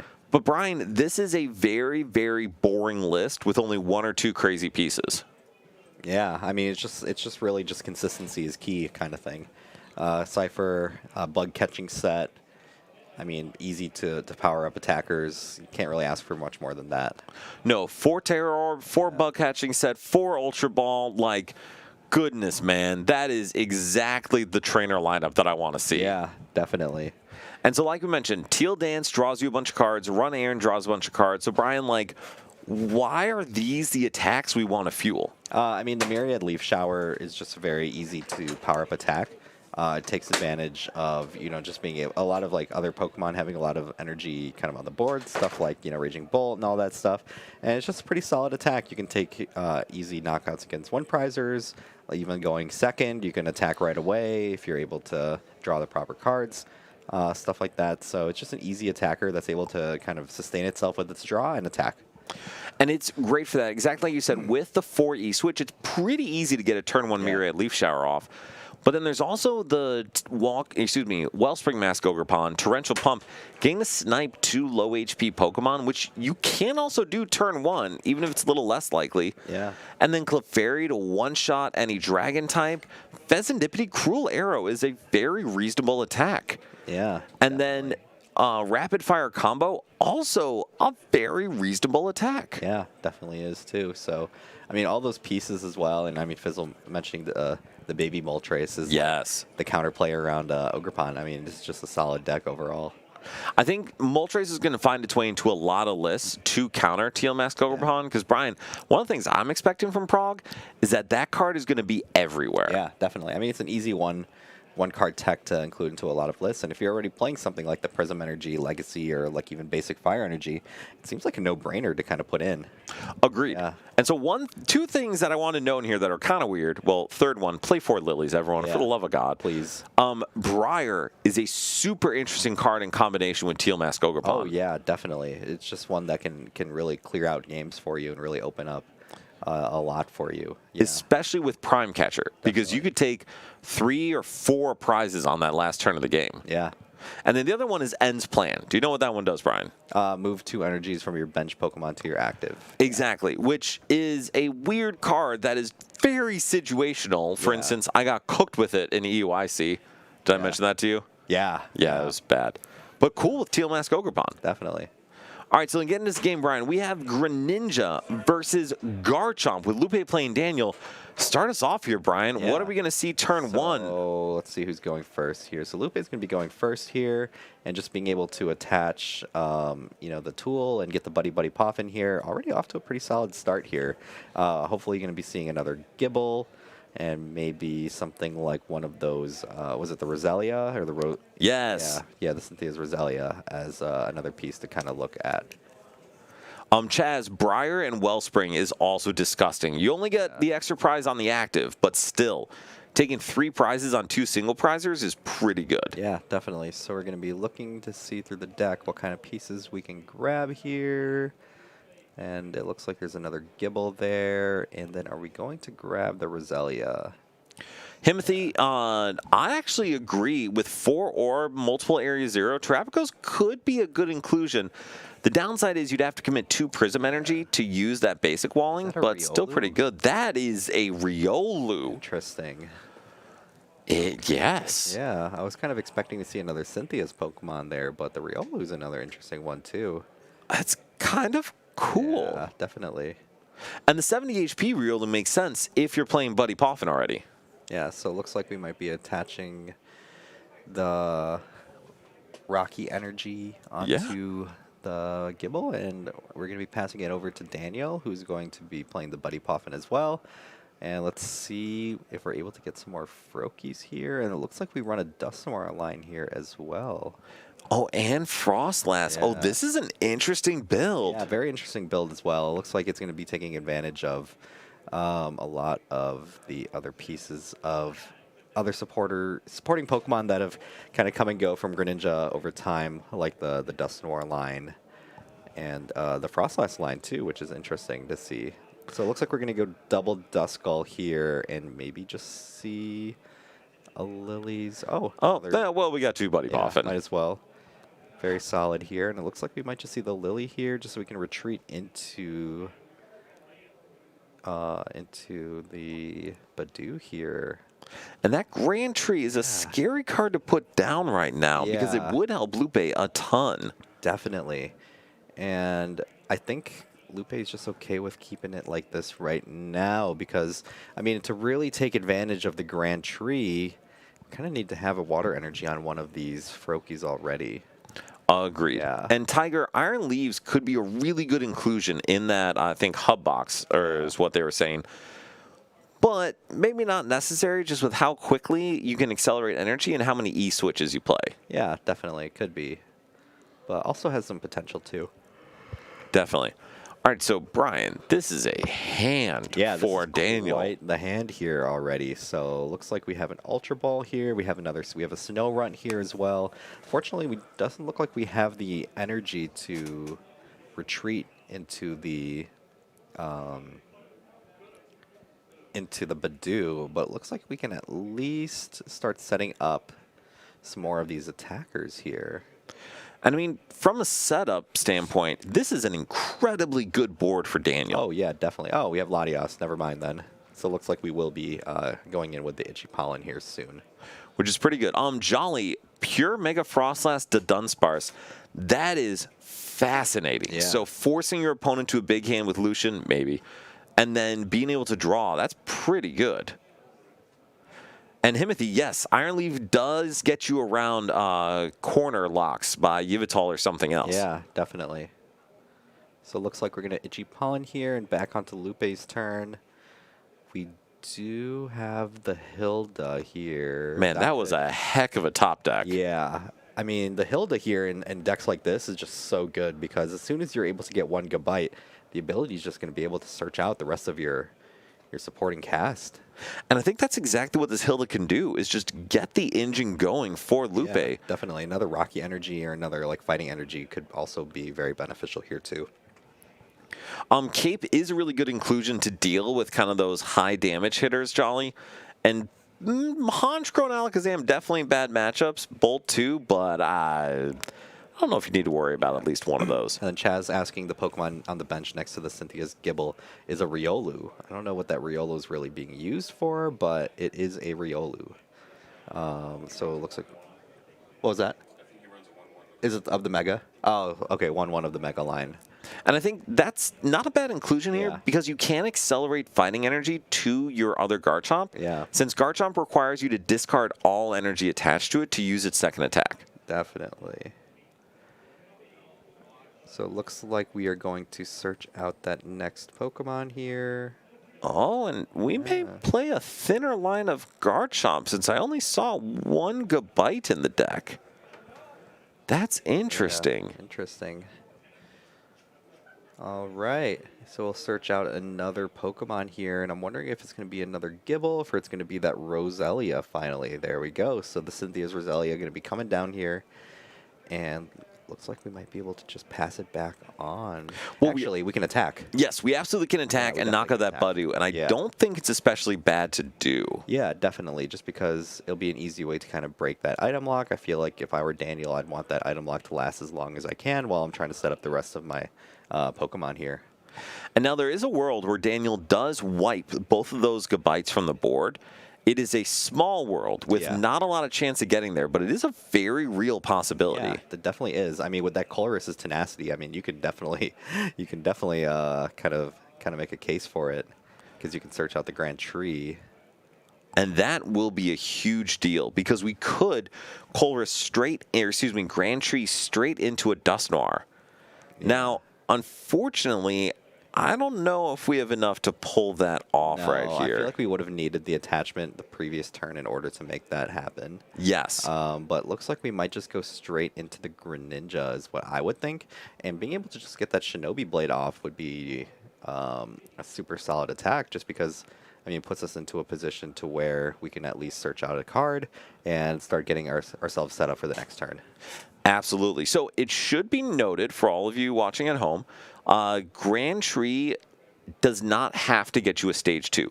You can just go into a Stage 1. So Lupe could take advantage of this to go into a Lucario should he decide to. Yeah, definitely. So it does work for both sides. I remember when I've played this matchup on the Dragapult side before, I've been able to kind of cheat my way into Dragapult many times by using the Grand Tree as well. So definitely something to kind of think about as well. So it looks like we might just retreat into this Greninja here.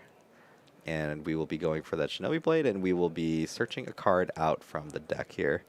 I'm wondering if we go for another, looks like maybe the Lily here, or we can maybe go for like something like a Frogadier or something like that. So Frogadier may not be bad. If the Grand Tree sticks, probably not the highest value. Yeah. What I think Daniel's debating is, do I draw cards or do I just straight up get the ignition energy? Yeah, that could be another thing to think about too. So looks like, Have we drawn for turn? Or did Lupe draw for turn? I did not look at that. Okay. So it looks like we're gonna play the Buddy Puff in here. Which is good. Yeah. Like, going to be able to fill up our board a little bit. We're still going to be able to search with that Gabite should we decide to. And do we really not have another Gible? Might not. I mean, we've already lost one. Oh man, prizing. Oh, we do. Oh, okay. Good. Okay. So then, Oh, are we not playing it? I feel like we kind of want to put that in play. I am extremely confident we want to put that in play. Definitely. Why do you think Lupe wouldn't? Unless Lupe might be afraid of the potential Mirage Barrage and losing it. Oh yeah, okay. So it looks like we're going to play it anyways. I was going to say, I mean, I'm pretty sure Lupe has an opportunity to one-shot this Greninja. Yeah, Not guaranteed, but there is an opportunity for it. definitely. So it looks like we're going to be going for the search here for that stage 2, the Garchomp. And I mean, Garchomp's a pretty good grab here since Garchomp can get you a hit for 130 and you draw cards, or just 300, which is pretty good. Yeah, definitely. So I wonder what we're going to actually grab here. I do see... Oh, okay. Looks like we might be going for the Roserade. And I think we do have a Garchomp in hand here. Oh, and we got the nice one. That's a pretty big deal. Unfortunately, I don't think we're knocking out this Greninja yet. Yeah, I think what we would have needed is something like the Mountain Stadium or something like that to kind of bring down that HP. And I was trying to look for it in the deck while we were searching. I don't know if we played that. I feel like you would want to, especially when there's a lot of prevalent stage 2s in our meta currently. I would tend to agree. And so Lupe protecting his next attacker by evolving into that Mega Lucario. Yeah. And now Lupe has a pretty strong board here. Yeah, definitely is. Yeah, I do like the board here now just because now that we're getting more of our supporting cast kind of going on here, the damage is going to start jumping up too. The issue is Lupe isn't knocking out this Greninja. No, we are not. Yeah, Jolly, I think Tiger or someone mentioned it above, but it is different weakness, and both are able to reach one-shots. Plus, Mega Lucario can re-accelerate energy onto the Garchomp once the energy has been discarded for the attack. Yeah. So on the side of Daniel now, we're going to be going straight into the Dusknoir here. And I'm wondering if we're going to go into the Grand Tree here potentially, or what the move is here. So the Dusknoir is a little bit scary because Daniel will be able to reach and one-shot that Garchomp should he decide to do so. But we apparently are not deciding to do so. Yeah, it looks like we decided to just go for the Roserade instead, make room for the Meowth, and the Meowth is looking to grab potentially a Hilda. And I think what Daniel may be doing is going for a knockout on this Garchomp. Yeah. Wait, I think we may have game. Daniel may have game. Yeah, do we have the rest of the pieces here? Hilda. I mean, it really comes down to... Yeah, we have both of them. Yeah. Absolutely. Yeah. So does Daniel have... And we have Daniel's Mega Frostus. I think that's game. Okay. Or does Daniel see if he has game? Don't know. Brian, call me crazy. Daniel has game, right? He has 4 prizes left. So what we could do... Oh, is Dusknoir something? Wait, did he have 4 prizes? I thought he had... Okay. Yeah, Maybe I'm doing bad math here. Okay. And Daniel has not used the Grand Tree yet, so... No, we have not. Okay, we take 2 knockouts. Yep. And then go down to 2 prizes remaining.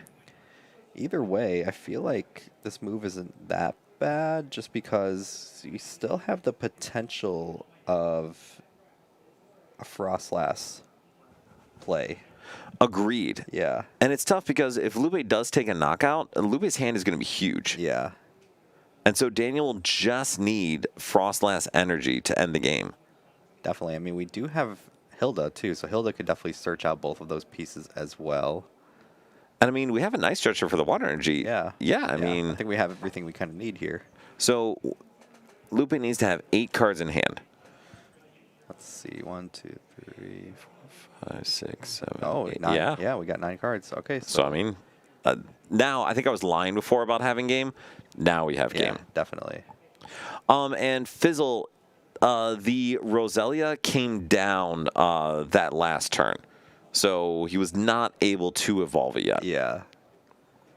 All right, so we see the Frostlass, see the attachment, retreat the Latias, and this Garchomp gets blown up for game. 450 damage by the Mega Frostlass. Yeah, definitely an interesting kind of way to build the deck, too. So kind of like that one. It was an interesting one, for sure. It was. Yeah. And so now we're going to see 2 fighting decks going at it. Okidogi versus Mega Lucario. And Brian, what is this matchup? Yeah, this one's another interesting one, too, just because I feels like that this Okidogi is just way too tanky for the Lucario.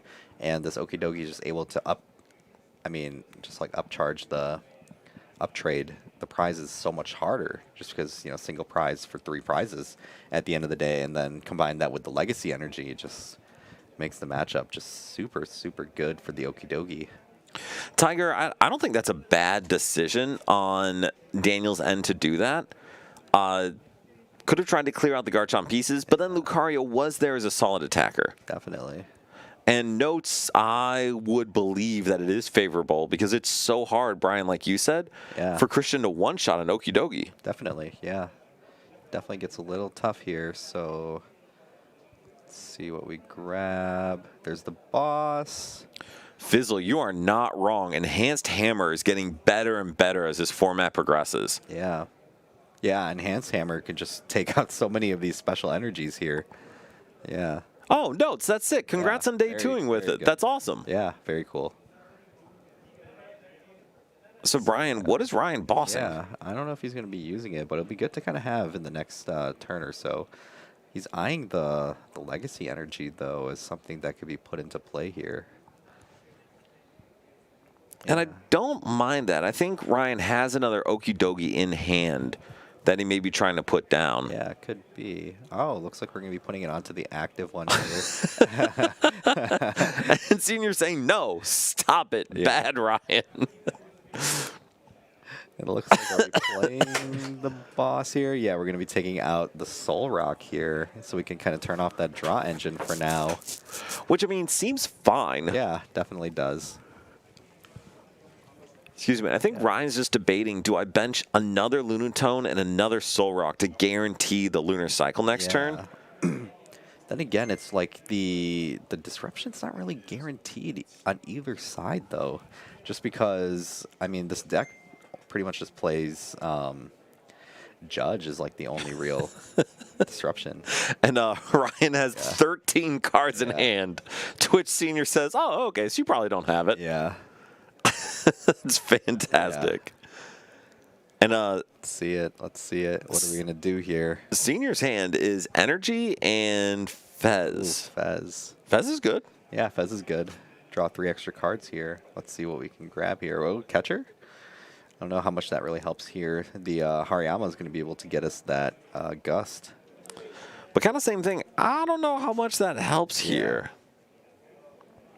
Yeah, it doesn't really help too much when Ryan just needs 1 prize in order to win the game here. Are we going to play the Catcher? Okay. What are we trying to capture? Nothing, apparently. Nothing. Yeah, but we still have the Hariyama. So the Hariyama is going to be put into play, and let's see what we grab. Do we grab the Soul Rock? Do we grab the Lunatone? Do we grab the Okie Dokie? I feel like we don't grab the Okie Dokie. So this is an interesting thing. Yeah. I understand that Senior does not want to knock something out for 0 prizes. Yeah. But gusting that Okie Dokie doesn't really do much. Yeah, because, I mean, either way, you're going to need to gust it. You're still going to have to knock it out in order to win the game. All right, so then on Ryan's end, I mean, are we just digging for boss? It's probably got to be the case here, yeah. I feel like we kind of have to. We definitely have that energy here. It looks like we're just going to try to see how much we can dig into the deck. And I believe Ryan has at least 1 more Pokegear in hand. So Ryan is going to be able to see 3 cards with this Lunar Cycle and then 7 cards deep. So that's 10 cards into the deck. I got to imagine odds are pretty high. Yeah, I would think so too, especially with the amount of cards we kind of have in hand here as well. I wonder if we're able to kind of thin out anything else. So it looks like we're going to go for the Lunar Cycle. We don't get the boss here. Are we going to play the gear now? Looks like See what the gear grabs us. Tarragon, nothing. There's And the there it boss. is, boss's orders. Yep. Ryan doesn't need to top deck at that turn. No. Can just dig in with the Pokegear, and Okie Dokie goes to 3-0. Yeah, Okie Dokie's been doing pretty well as of late. Yeah, that is not. I will say that's actually a deck I don't think is a fraud. No, not a fraud for real, because I mean, it's a single prize deck, and it's just it's really good. It is. Yeah. And Steady, I actually agree. I think playing for that Mega Zygarde board wipe would probably have been the only line for Senior there. All right, so Brian, Omnipoke, fantastic channel. If anyone needs competitive content, they came out with a tier list video yesterday. I saw that on my algorithm. I saved it to watch later. Good choice. Yes. They're on, like I got to meet Joe a couple times, and I told him like his content is a huge reason why I've been successful in the game, because it's such good stuff. So if you want to check them out, but they actually put Okie Dokie in D tier of just don't play this crap. Interesting. So what are your thoughts on that? I don't know if I would go that far. I could see it being like a kind of middling tier deck, and I could see it being successful for the reason of people being unfamiliar with how it works. And that's not a bad thing. That Yeah. like kind of rogue archetype benefit can be very, very helpful in trying to make a run. Yeah, just because if your opponent just doesn't know how to play around the deck, that's an advantage for the player. So if they're able to kind of take advantage of that, that's something to kind of think about. 100%. And excuse me, on my end, I also think that's a little aggressive. The downside of the deck is it's a bit of a brick. Yeah. You draw with Lunar Cycle, and seeing 3 cards each turn is good, Yeah. but that's not a ton. Yeah, and I feel like your deck also relies a lot on Prism Energy and Legacy as well. And so that's the thing. Yeah. Even though it's a basic deck, you still have a combo you have to put together over a couple turns or relying on that Barbicle, and that is tough. Yeah, definitely is. And Kanye, roguelike Stevens Metagross. Omnipoke actually said Stevens Metagross is better than Okidogi, and I do not know if I am on board with that. Notes, yes, your round 9 opponent had to actually read Okidogi, and that is fantastic. Don't you love that feeling? I know. I played Arceus Corviknight to get my first Yeah. Worlds invite, and every single time I hit someone, they picked up my Corviknight V and said, "What the heck does this It do?" was like my first regional too. I know. She knows this one here. Every time I played Karen's Conviction. Ah, yes, a classic. A classic. Love it. And yeah, Nikita, people do struggle with decks that lose them. Also, I'm glad you're on stream, but aren't you like still I think here? it's a different. No, I think he's gone. I didn't see Oh, did Nikita go home? You go home. I think so. I'm sorry if you went home, Nikita, but thank you for coming to hang out. Also, happy to have you join here. Thank you. And yes, I agree with that. Part of the win percentage includes you losing to yourself. So you could have a very, very favorable matchup, but if you only set up half the time, your win percentage is going to be terrible. Yeah. Okay. You can read that one, Brian. Omnipoke or like Omni joke. Yeah, I mean, Okidogi definitely is really good. I mean, Fighting Weakness definitely takes advantage of stuff like Pheasantipity. Yes. And can take advantage of Blood Moon Ursa Luna and a lot of other things that take fighting weaknesses as well. The lack of draw can definitely be a big detriment to it, but you know, I think it's still pretty solid as well. No, that draw engine is so important. But yeah, also 170 is a fantastic number because you two-shot basically everything except stage 2 megas. And there's not a lot of those in the format right now. Yeah, definitely. All right, so real quick, we should probably do our content things, but hi. We're here at Nerd Rage Gaming. You should watch us. For YouTube, you should like and subscribe because we stream on the YouTube channel on Thursdays, and we will be streaming there on Sunday as well. And then on Twitch, you should follow us if you feel like subscribing. Obviously, Norm would appreciate it. Yeah. We just love having you here anyway, no matter what. So yeah, follow, like, subscribe, all the things. Turn on the post notification bell. Yes, there's a little bell you can hit that says, "Hey, we're here." Yeah, so you can know when we go live. But spoilers. It's every Thursday. Every Thursday, 6:30 Central. Yes. Every Thursday. And then also this Sunday, and then over the summer. Oh, this is a good time to advertise summer stuff. Yeah, definitely. Over the summer, we're going to have a couple events. So, Brian, you want to take the first pass at it, and I'll add on? Definitely. The first one is the one that I feel like we feel the most strong about is the charity event. Yes. We've been doing a charity event the last couple of years. It's been awesome. We've been able to raise money, spread awareness to a couple different charities. Greater Chicago Food Bank, Trevor Project, 2 of the ones that kind of come to mind here. And being able to kind of be involved in that is really cool. We get to, use our platform to do some good for the world, raise some money and make some Pokemon content out of it. So this year we're hoping to do a tournament for it. So the entrance funds could be arguably used to raise money for a charity that is still yet to be determined. Correct. If there's anything that you guys in chat feel very strongly about, we'd be more than happy to hear out those reasons for it. Because we're still kind of looking for a charity to kind of support this year. We want to do something different for each year. So if there's anything that you guys kind of feel strong about or a cause that you feel strong about, let us know. And thank you to the Lost Zone Kitchen, too. They're the ones that did it with us the first year, and it was an awesome event. So we've been trying to keep that going. Yeah, and definitely. yes, Those guys are awesome. So support any of the ones of them that you see. Yeah. Oh, thank you, Kanye, for the sub. Yeah, thanks for the sub. Really appreciate that. Yeah, Thank you. Appreciate it. We'll tell Norm to give us a bonus, so thank you. So the charity event should be in July, and we're still figuring out a final date. Other events we have is we do have our League Invitational in June. So points, you'll qualify by playing a ton. Cup will give you 4 auto qualifiers. And then in August-ish, we're still talking about having a GLC or Gym Leader Challenge 1K and maybe a 3v3 tournament. Yeah, either one of those could be cool because I know like in our area, especially Greater Chicagoland and Chicago City as well, have like pretty big interest in GLC. So that could be a potential one that we can use to hopefully grow that format a little bit more. And then the 3v3 is a cool one too because, I mean, Pokemon is largely a 1v1 event. It is. Being able to turn it into a team event where you can kind of buddy up with your friends and try to help each other get a team-based win, I think that's a pretty cool event as well. So Yeah. 3v3s have been done in other card games in the past, and I feel like there's some stuff that Pokemon can do to kind of make it fun. Agreed. And one of the big things we are excited with that. 1K is wild. I don't think we could ever do that. Notes, I'm going to be straight with you. I don't think we'd have the turnout. I don't think we can have the turnout for expanded. And all the people that'd be hyped about it would just be ruining everyone else's Yeah. days. And I don't know if I can endorse that on stream. Yeah, there's gonna be some wild broken decks being played in that event. Yes. And I don't know what the viewership quality would be on those, unfortunately. Yeah. But yeah, so we would love to have you guys out for that. And also, if you do like Gym Leader Challenge and you're in the area, we'll probably do at least 1 week over the summer. But Good Games in North Lincoln Park in Chicago. Yeah. Fantastic store to go to play GLC every week. So if They you're have looking a for really a good place, community there out there too. Shout out to all the people there that that help grow Good Games, and I know a lot of them like to come out here for our big events too. So Yeah. If we're able to have an event that's able to kind of reel them over here to our part of town, it'd be definitely a cool idea. exactly. And I can drive them over here. I live like a 15-minute walk from Good Yeah, Games. I'm gonna be hoping to move out over there too. Oh, fantastic. We Yeah. can hang out. I know. Capybara, you can bring your own friends to the 3v3 if you have them. Or if you come and say, I know no one and have no friends, we can find friends for Yeah, you. We can find that. That's how I ended up doing it. I was kind of just a free agent, for the event. So there was a team of 2 that was formed. So I just slot myself in as the 3rd one. There you go. Dude, Yeah. we're trying to have it be a positive community. It's about Exactly. coming together and playing with people. Yeah.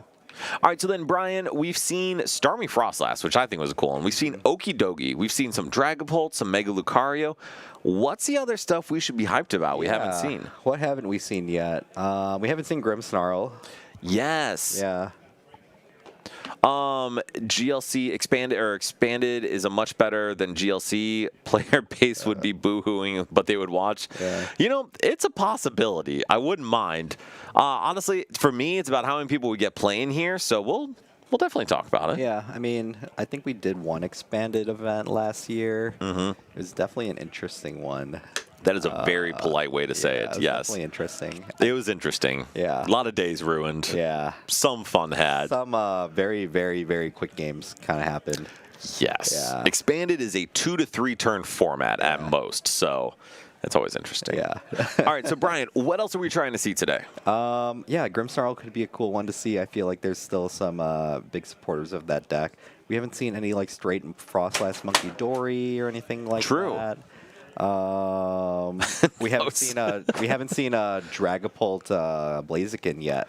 We have not seen Yeah. Kentucky Fried Pult, and I am Yeah. looking forward to seeing that deck. Yeah, that one was a really big one the last couple of weeks as well. So that one could be one that we can kind of see as well. Yeah. Yeah. Notes threatening us with extremely long games in Expanded, which is the other flip side of Expanded, Yeah. where either the game's over in 3 turns or the game's over when everyone runs out of cards. Yeah, and I don't know if I enjoy both of definitely, those. Tanya, I definitely agree with your sentiment here of Grimmy not feeling really that great, just because I feel like Ogerpon is just a very prevalent Pokemon right now in the format. So definitely. The grass weakness is a Yeah. huge deal. Yes. Jewish Kid, thank you so much for joining, man. It is awesome to Yeah. have you here. Appreciate the kind words. Yes, for sure. Definitely. So I agree. I think Grimmsnarl is an interesting one. We haven't seen that much around here, I think, because of the extent of Teal Mask Ogerpon. Yeah. But I'm sure we can have some more good stuff coming. Bryce, do we have a game going on? Oh, yeah, they're just rematching Greninja versus. Oh, okay. Okay. How- I are was we- like, I thought we were. I was like, did we miss the round? We haven't been talking that long. Yeah. So I do think Grimmsnarl is a really interesting one. Yeah. To be honest, my brain's kind of mixed up with the Champions because my wife and I have been playing that a lot as our Yeah. like date night activity. Yeah. So I found a good one apparently. But I think Grimmsnarl is cool. The other one we haven't seen a ton of is Adam's special. I would love to see some Dragonite. Oh, okay. And so hear me out. Okay. It is a stage 2, which we don't all love, but we've talked about Retreat Lock. The ability lets you move in and out of people. We have things like Grand Tree. The Dragon Air, if you have an energy attached, lets you continually search for an evolution Pokemon each turn. Blaziken to accelerate energy. You can use Greninja with it. There's legitimately a lot of pieces that can function really, really well with the deck. Yeah, definitely. And Steady Eddie saying that Wishing Expanded was like Edison for Yu-Gi-Oh, where you can just play kind of all the stuff in there. I mean, that's not a bad idea. Yeah, but I think the thing with Edison though is it was like a certain amount of it's kind of like a retro. It is a retro format, Right. At the end of the day, so I guess it was just a very beloved format at that time, and has like a lot of the iconic monsters from like that. Which Yu-Gi-Oh is that from? Oh, the Is that GX or is that regular? GX? Yeah. Oh, like the heroes, elemental heroes were kind of in that. Sure. Yeah, GX. Yeah, so I know it had a lot of like iconic monsters, and it was like a very fun format for a lot of people. So that's why it's kind of gained traction, and a lot of people have been really playing it a lot. So I mean, for Pokemon, I guess a lot of people haven't really been liking going back into the past as much. I mean, for plenty of reasons as well, just because of stuff like, like the Shaman and all those Yes. other things kind of ruining the game for a lot of people. So I wonder if retro could potentially be something that we revisit in the future. I mean, it could be a thing. Wild Tackle in the Mirror, goodness notes. And that's talking about Shocklock, which is atrocious, even though it is good. And Professional Flyers, you're actually right. We have not seen anything with Forest of Vitality yet today. Yeah, we haven't, no jungle dumpers out there. No, and we've actually only seen a single teal dance so far, which, one, sorry, Eli, but two, Rafal just did one teal dance and then donked his opponent. Yeah, definitely. All right, so it looks like we do have our next round up. We may see some grass shenanigans. We will probably see Okie Dokie at 3-0 at some point. Yeah, definitely. So we'll see if Ryan's able to close it out and win locals today. Which is pretty cool. Yeah. Because Okie Dokie, again, not one we had high on our bingo card coming into the format. Yeah, but it looks like it's going to be one of those decks that people are going to need to know how to play against if you're going to be playing in our local area. Which, I mean, that's fine, because I think that's the fun of rotation, is you get to see some cool, weird stuff come up. And then, Bryce, as we're getting set up, can you just throw one of the weird decks I sent you up? Because they've been staring at our faces for a bit. Let's see which one he decides to I know, I'm just giving Bryce a chance to spin the wheel here. Yeah. Ooh, Yes. Crustle. So, I like Crustle. I hate to tell you this, guys. Yeah. I think this deck's pretty good. Yeah, I feel like Crussle's good for early format stuff just because it's able to prey on stuff like, the Dragapults of the world. And Yes. And it's another one of those decks, too, that, like, if you don't know how to play against it, unfortunately, you're probably not going to win the game. And so I think there's two types of decks that are really, really good to play early format. One is simple, low to the ground, efficient, just do your thing. And two, it's stuff that forces your opponent to have outs. So Retreat Lock we talked about can be really, really valuable right now. Or something like this that says, hey, Dragapult Blaziken, the only single prize attacker it has is Combusken. Yeah. Or Monkey Dory, and you can get around that. Yeah, definitely. So, I mean, the Crustle's pretty good. I do like the addition of the Hero's Cape instead of the Pokevital A. Yes. Just because, I mean, if you just have your Pokemon impossible to knock out, just do that, A 250 HP Crustle worth one prize is I terrifying. think you can go up to 270 with the Growing Grass energy. And that's true. And that's a big perk from the new set, is that Grass Energy does add more HP, making it harder for your opponents to get through it with their secondary or tertiary attackers. Yeah, definitely. And I feel like it could play one of those other stadiums. The one... Oh, no, that was I think, was that a basic only? The Pokemon League HQ? No, the other... Oh, Lively. Lively Stadium? Is Only that basics. Basics, yeah. So it doesn't help the Crustle very much, but it could help the Ogerpon. It can. And I think the Cornerstone Mask Ogerpon is an interesting inclusion here because there are some decks that almost have all abilities, and Slotbox is one of those. Yeah, definitely. The only Pokemon without an ability is Wellspring Mask. Yeah, Wellspring. And I feel like in order to get around that, if this deck does become like very, very, very prevalent, you might have to slot in something like Terapagos. And as some were suggesting, Terapagos above, but honestly, even in that case, then you just slap down a few Crustle and say, "Good game, my friend." Exactly. So, is there anything with this deck you think you should change if you decide to run with it? I feel like a lot of people would be tempted to like slot in like other one-ofs of like random Pokemon, like maybe like the Ace Nullifier, Genesect, or anything like that. But I feel like keeping it very simple and just making it 4/4 Crustle line is like the way to go. And I would completely agree with that. Yeah. Especially, like we said, early format. You don't need bells. You don't need whistles. You don't need a ton of tricky stuff. all you need is to let your Pokemon do its thing and let your deck do its thing. And this is a deck that is a prime example of it. You just slap these guys down, attach a couple times, and then hit for 120 over and over and over. Yeah, definitely. So is this something you would play to Prague or LA? Probably not. I Okay. still would probably play Dragapult if I were able to go. But I feel like this is one that has some legs to it too, and is one that needs to be respected. I do agree that it needs to be respected. I don't know what percentage will be played in, but I think if you really want to go far, you probably need to have at least an out. Yeah. And Flyers, I would not mind seeing Mega Sharpedo, but I don't know if it's in the cards right now. But we will see Raging Bolt versus Okie Dokie here. So, Brian, talk us through turn 1 here for Yeah. Raging Bolt. So Raging Bolt obviously is going to want to see the. Well, turn 1 here for Okie Dokie Okay, turn one because here for Okie Dokie. we had a misdraw there. Yeah. So hopefully we don't have a brick on our hands here, but looks like we're going to be playing the Fighting Gong here to get a fighting Pokemon here. Looks like it might be the Okie Dokie, but Ben's still going to be going through the deck, trying to see what we have to work with. So that Moltres is a very interesting inclusion here in this deck. Why do you think that's in here? Yeah. Which one? The Moltres. The Moltres? Oh, the Moltres is your out to Teal Mask Ogerpon for sure. Yeah. I mean, very simple attacker. It also takes advantage of the Prism energy as well.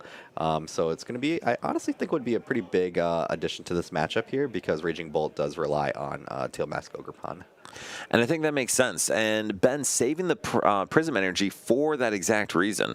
Yeah. Notes, losing to Mega Sharpedo at Orlando, that is wild. Yeah, and then the Moltres does definitely farm the slot box. Yeah, and Bolt too. So yeah, definitely one to kind of think about as well. I mean, I've been playing it in my Dragapult list, and it's one of those things I need to remember to use more often. Yes. Yeah.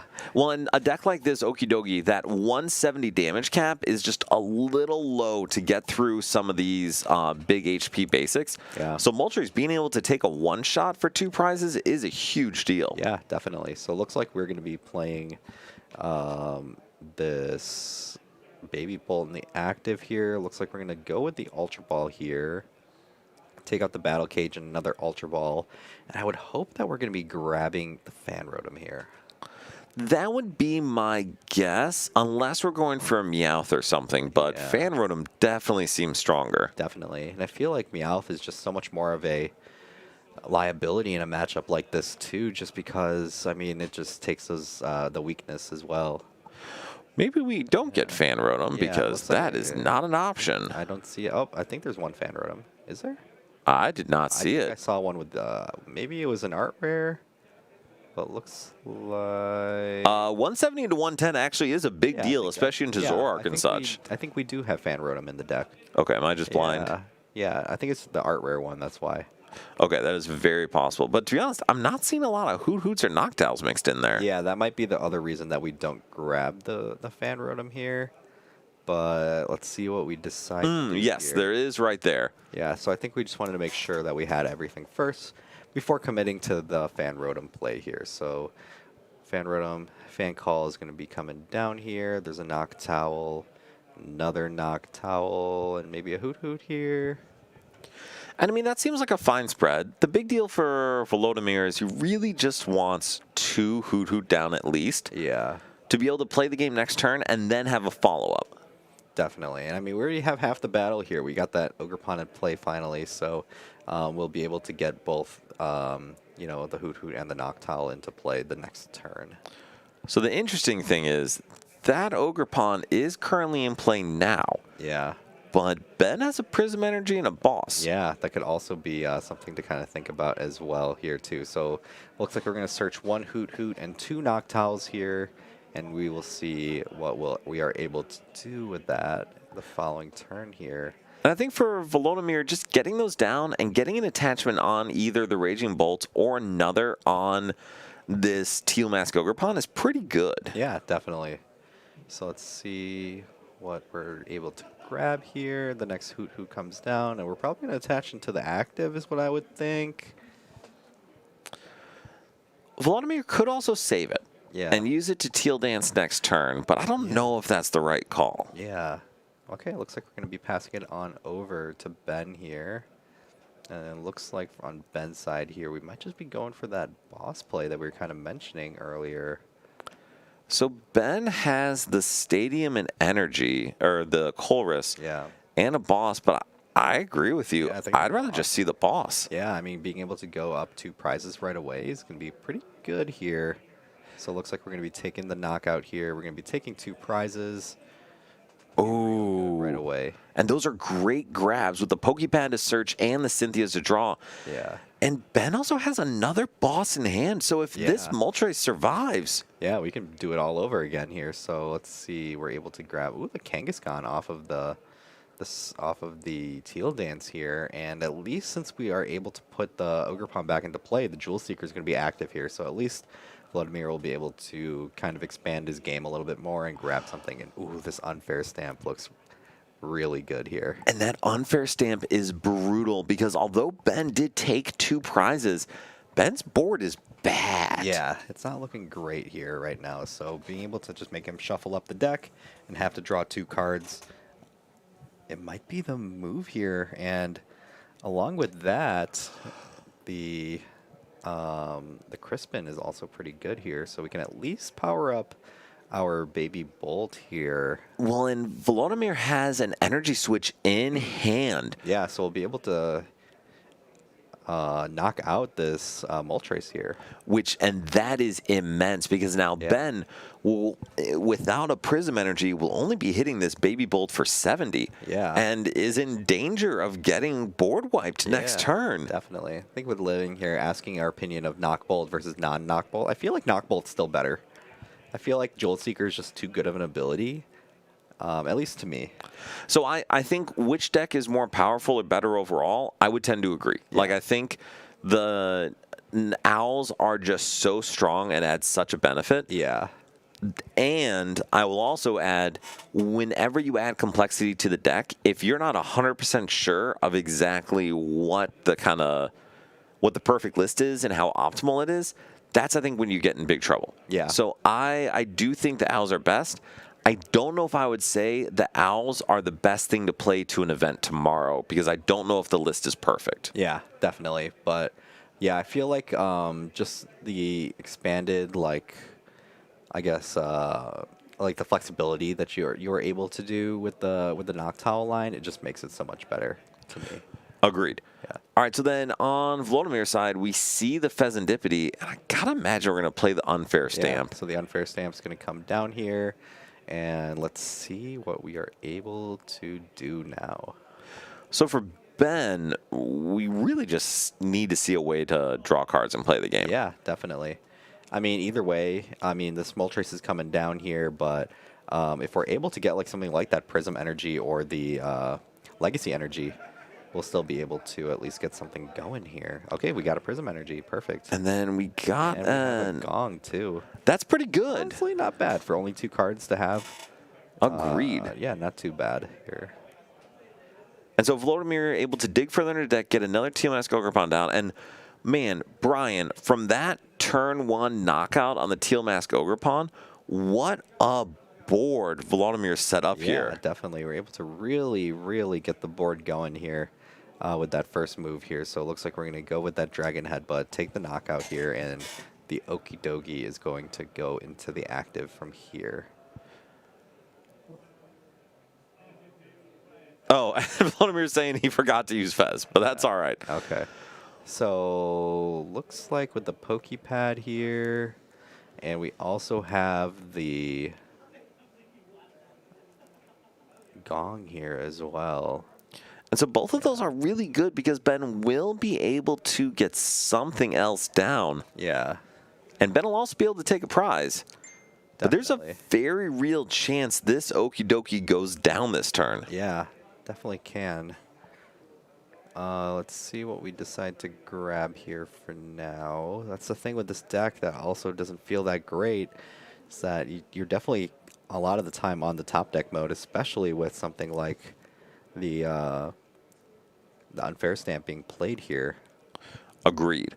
And I think Ben's making a really good choice going with the Soul Rock and the Lunatone, knowing that he's about to take a prize and then just hope to hit a Fighting Energy or something. Yeah, I know. So let's see what we're going with here. I mean, I guess on Ben's end, Yeah, not much he can do here. He's just going to take that knockout. This prize here is going to be his lifeline for now. Ooh, is that a gear? that was a pokey gear. Super solid work here. That is. And so Ben still has time because he is up 3 prizes to 5. Bryce, Volodimir's at 5. Yeah. Now, he may be at 4 after this turn, but currently he is at 5. Yeah. Does the Okie Dokie have a grass weakness? Psychic. Psychic weakness. Okay. Okay, so that definitely does help him here, just because, I mean, we haven't seen any Raging Bolts yet, or anything like that. And weirdly enough, I think Volodymyr is going to need to see a Raging Bolt unless he can get enough energy down on this Teal Mask Ogrepon. It's going to be a big ask, though. It is. Yeah, so we see a boss coming in here. Not much else. Let's see what the Teal Dance is going to grab for us here.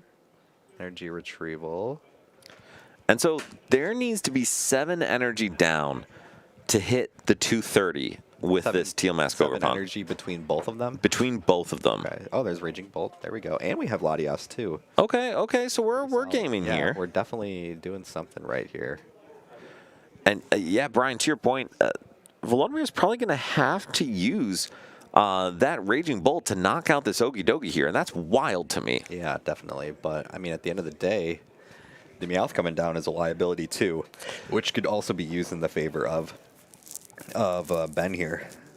Yeah. Absolutely. Now, on Ben's end, Ben can take a knockout on Fanroad on this turn with that, Soul Rock, but I think Ben may have to just kind of take a turn off to just set up his board. Yeah, he definitely will. I mean, being able to have the Poke Gear is really good, because at least there's a chance that he can draw something like the Lilies to get him some more cards to work with here, because he's pretty much been in top deck mode this entire time. Agreed. Yeah. All right, and so on Volodymir's end, we do see 2 grass energy come off of this energy retrieval. Yep. Going to be able to slap 1 down with the Teal Mask Ogrepon. And unfortunately, we're going to have to get rid of 4 energy to knock out this Okie Dokie. I know, 4 energy just to take a 1 prize. It doesn't feel that great, but it feels like the right thing that we kind of need to do in order to keep going here.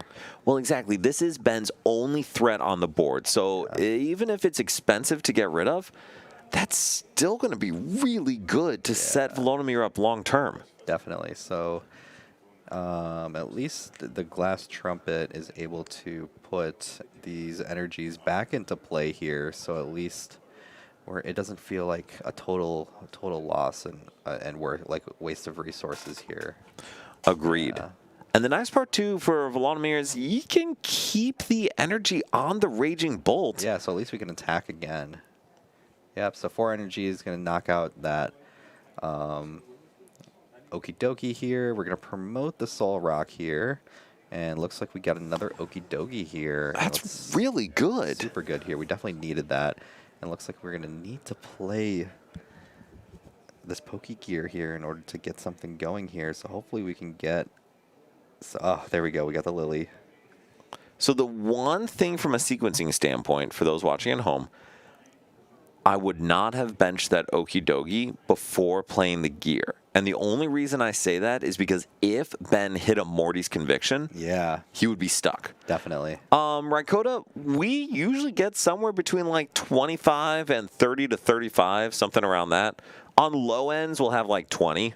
Does that sound about right? And if it's like, you know, leading up to a local regional, we'll usually have a higher amount of people because we have a lot of out-of-towners that would come too. Yes, we'll have a ton of people if it is like a big event coming up. Yeah, definitely. So that Lily's was huge. We were able to get another gong here, which is good. I would have really liked to draw first. I don't know about you. Yeah, definitely. So the good news for Ben here is hitting this Raging Bolt for 70 with Soul Rock is a huge deal. Yeah, definitely. Oh, we good? Are we good? Is everything okay there? I think they're just messing with the door. Okay, that's fine. These things happen.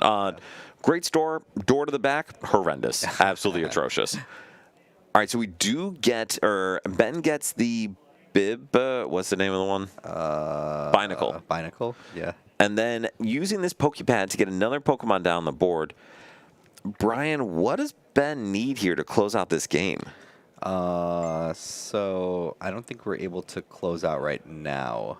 Well, I don't even mean now. I mean over the next couple turns. Over the next couple turns. I mean, if we're able to find a way to get that Moltres back into play, that would be huge here. But either way, I feel like being able to set up some sort of damage here would be super good, just because it would be able to put a way for us to get the Raging Bolt out of play here, and that's really the main attacker that we have to worry about on the side of Ben here.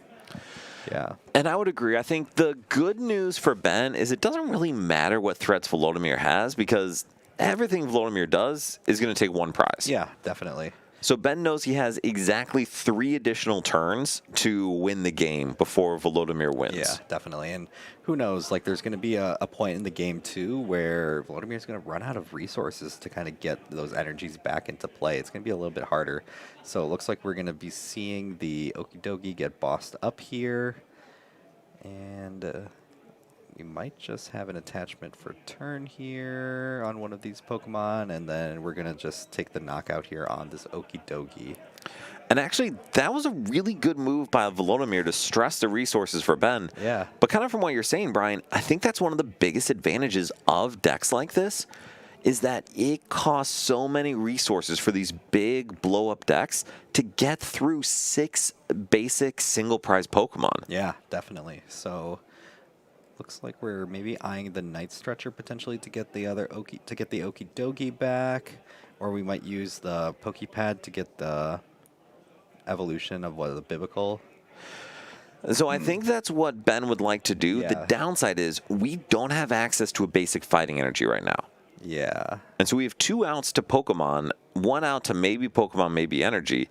So in order to clean this up, we're going to need some more stuff. Yeah, we might just grab... Okay, we're going to grab the Okidogi here. I was thinking maybe we can grab the energy as well as a potential way to... as a way to get around this. Jay, Legacy is a big deal because it does buy Ben another turn if he needs. Yeah, definitely does. And I mean, too, if Ben doesn't want to go for the attack here, he can always use the Gust to put something like the Noctowl into the active here and force Volodymyr to use more of his resources as a way to attack again. Well, actually, I would love to see this Fan Rotom get knocked out. Yeah, Because definitely. if Fan Rotom goes down, that keeps Ben on track for the prize trade to win next turn. Yeah. All Ben would need is a fighting energy and then either a Gust or to force Volodymyr to go into that Raging Bolt. Yeah, definitely. So it looks like we're going to be going for that knockout here. And let's see, we get another boss here. Boss could be good if we find a fighting energy. Yeah. That's the tough thing about this deck here, is that we don't really have many other options. There is literally 0 draw on the board. And so like you said, we are permanently in top deck mode. Definitely.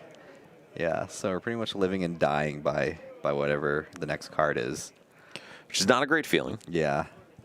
So for Volodymyr, what's the plan here, Brian? Yeah, so I'm trying to see what we have else in hand to kind of use here. We have an attachment for turn. We still have Crispin as well. Crispin will be able to grab some cards for us to work with here. At least we'll be able to Teal Dance some more as well. So we'll be able to attach for turn still, and then Teal Dance, and then that fighting energy will be accelerated with the Crispin as well. Let's see what we're able to do with that, though. And it's good to be able to keep drawing. Guarantees being able to take the knockout here. Yeah. The issue for Volodymyr is if he hits with Fez or he hits with Raging Bolt, Ben can win the game next turn with a single fighting energy. Definitely. That's all we need is the energy at the end of the day. So let's see what we're able to do with that. I mean, we used the Ace Spec already, and we used our supporter for turn, so there's going to be no disruption. And that right now isn't a huge deal because Ben's hand is technically ass. Yeah. So the likelihood of getting something big is reliant on the prize and top deck. Yeah. So it looks like we have a big decision here on where we're going to be putting this energy. I feel like with the fighting energy, if we're just going to be discarding it anyways, shouldn't have too much issue putting it anywhere on the board here. Glass Trumpet's going to be huge here. It's going to be able to get us a little bit more Flexibility on our energy placement as well. Does he have? He does have a Prism in hand and Boss. Yeah. Yes, good job, Kyle. For some reason, I was imagining Prism as Luminous. Luminous, yeah, Luminous. No, but it's a great point. So because that Prism is in hand, Ben does have game in hand. Yeah, definitely. So let's see. We're gonna attach return on the Fez. Looks like we're gonna attack here, take out the Soul Rock. Volodymyr will go down to 2 prizes remaining, but Ben can just slap down that Prism energy, hit for 170, and that is game. Okie dokie takes the win again. Yeah. Who knew, man? Yeah. Apparently this is a real deck. Yeah, it definitely is. Yeah, it's got some legs to it. So it's one of those ones that we're gonna have to start respecting and kind of getting to know in our local area. Yeah, and Clefairy, you're absolutely correct. He did have Prism Boss in hand. Like I said, for some reason, my mind was stuck on Luminous Energy, but Prism and Legacy work together no problem. Definitely. All right, so Brian, any thoughts on the games we saw today? Yeah, we definitely had some fun variety, which was really nice. Instead of, I was kind of expecting it to be just like 4 rounds of Dragapult mirrors, but I'm kind of glad we had a little bit of extra kind of variety and stuff like that today. I did not expect Okidogi to be the most played deck we saw today, but it's a real deck. I don't know how well it'll do in Prague, but it, like you said, it has legs. Yeah, definitely does. So on my end, I think the interesting thing is how people are still so interested in the single prize kind of weird setup decks. Yeah. I think Garchomp is going to overperform compared to what people thought about it coming into the format. Definitely. And Mega Lucario is still that deck that is really good and just really bad at the same time. Yeah, definitely. All right, so Brian, any last thoughts of the people before we get out of here? Yeah, I just want to say again, thanks to everybody who's always dropping in, to everybody in the chat interacting with us, giving us ideas of stuff to talk about, and yeah, appreciate everybody for coming and hanging out with us every week. Absolutely. Yeah, thank you all for being here. Really appreciate it. It's fun to be able to do this and have everyone engaging. Yeah. We will have our $1,000 post-rotation League Cup on Sunday right here at 11 a.m.-ish. We'll be starting, and we will have a ton of players here. So if you want to come play, we're in Nerd Rage Gaming, Buffalo Grove, Illinois. We'd love to have you out here. If not, we'll love to see you here on stream. So Brian, Bryce, thank you for everything today. And then thank you all for joining. We will see you here next time, Sunday, at Nerd Rage Gaming.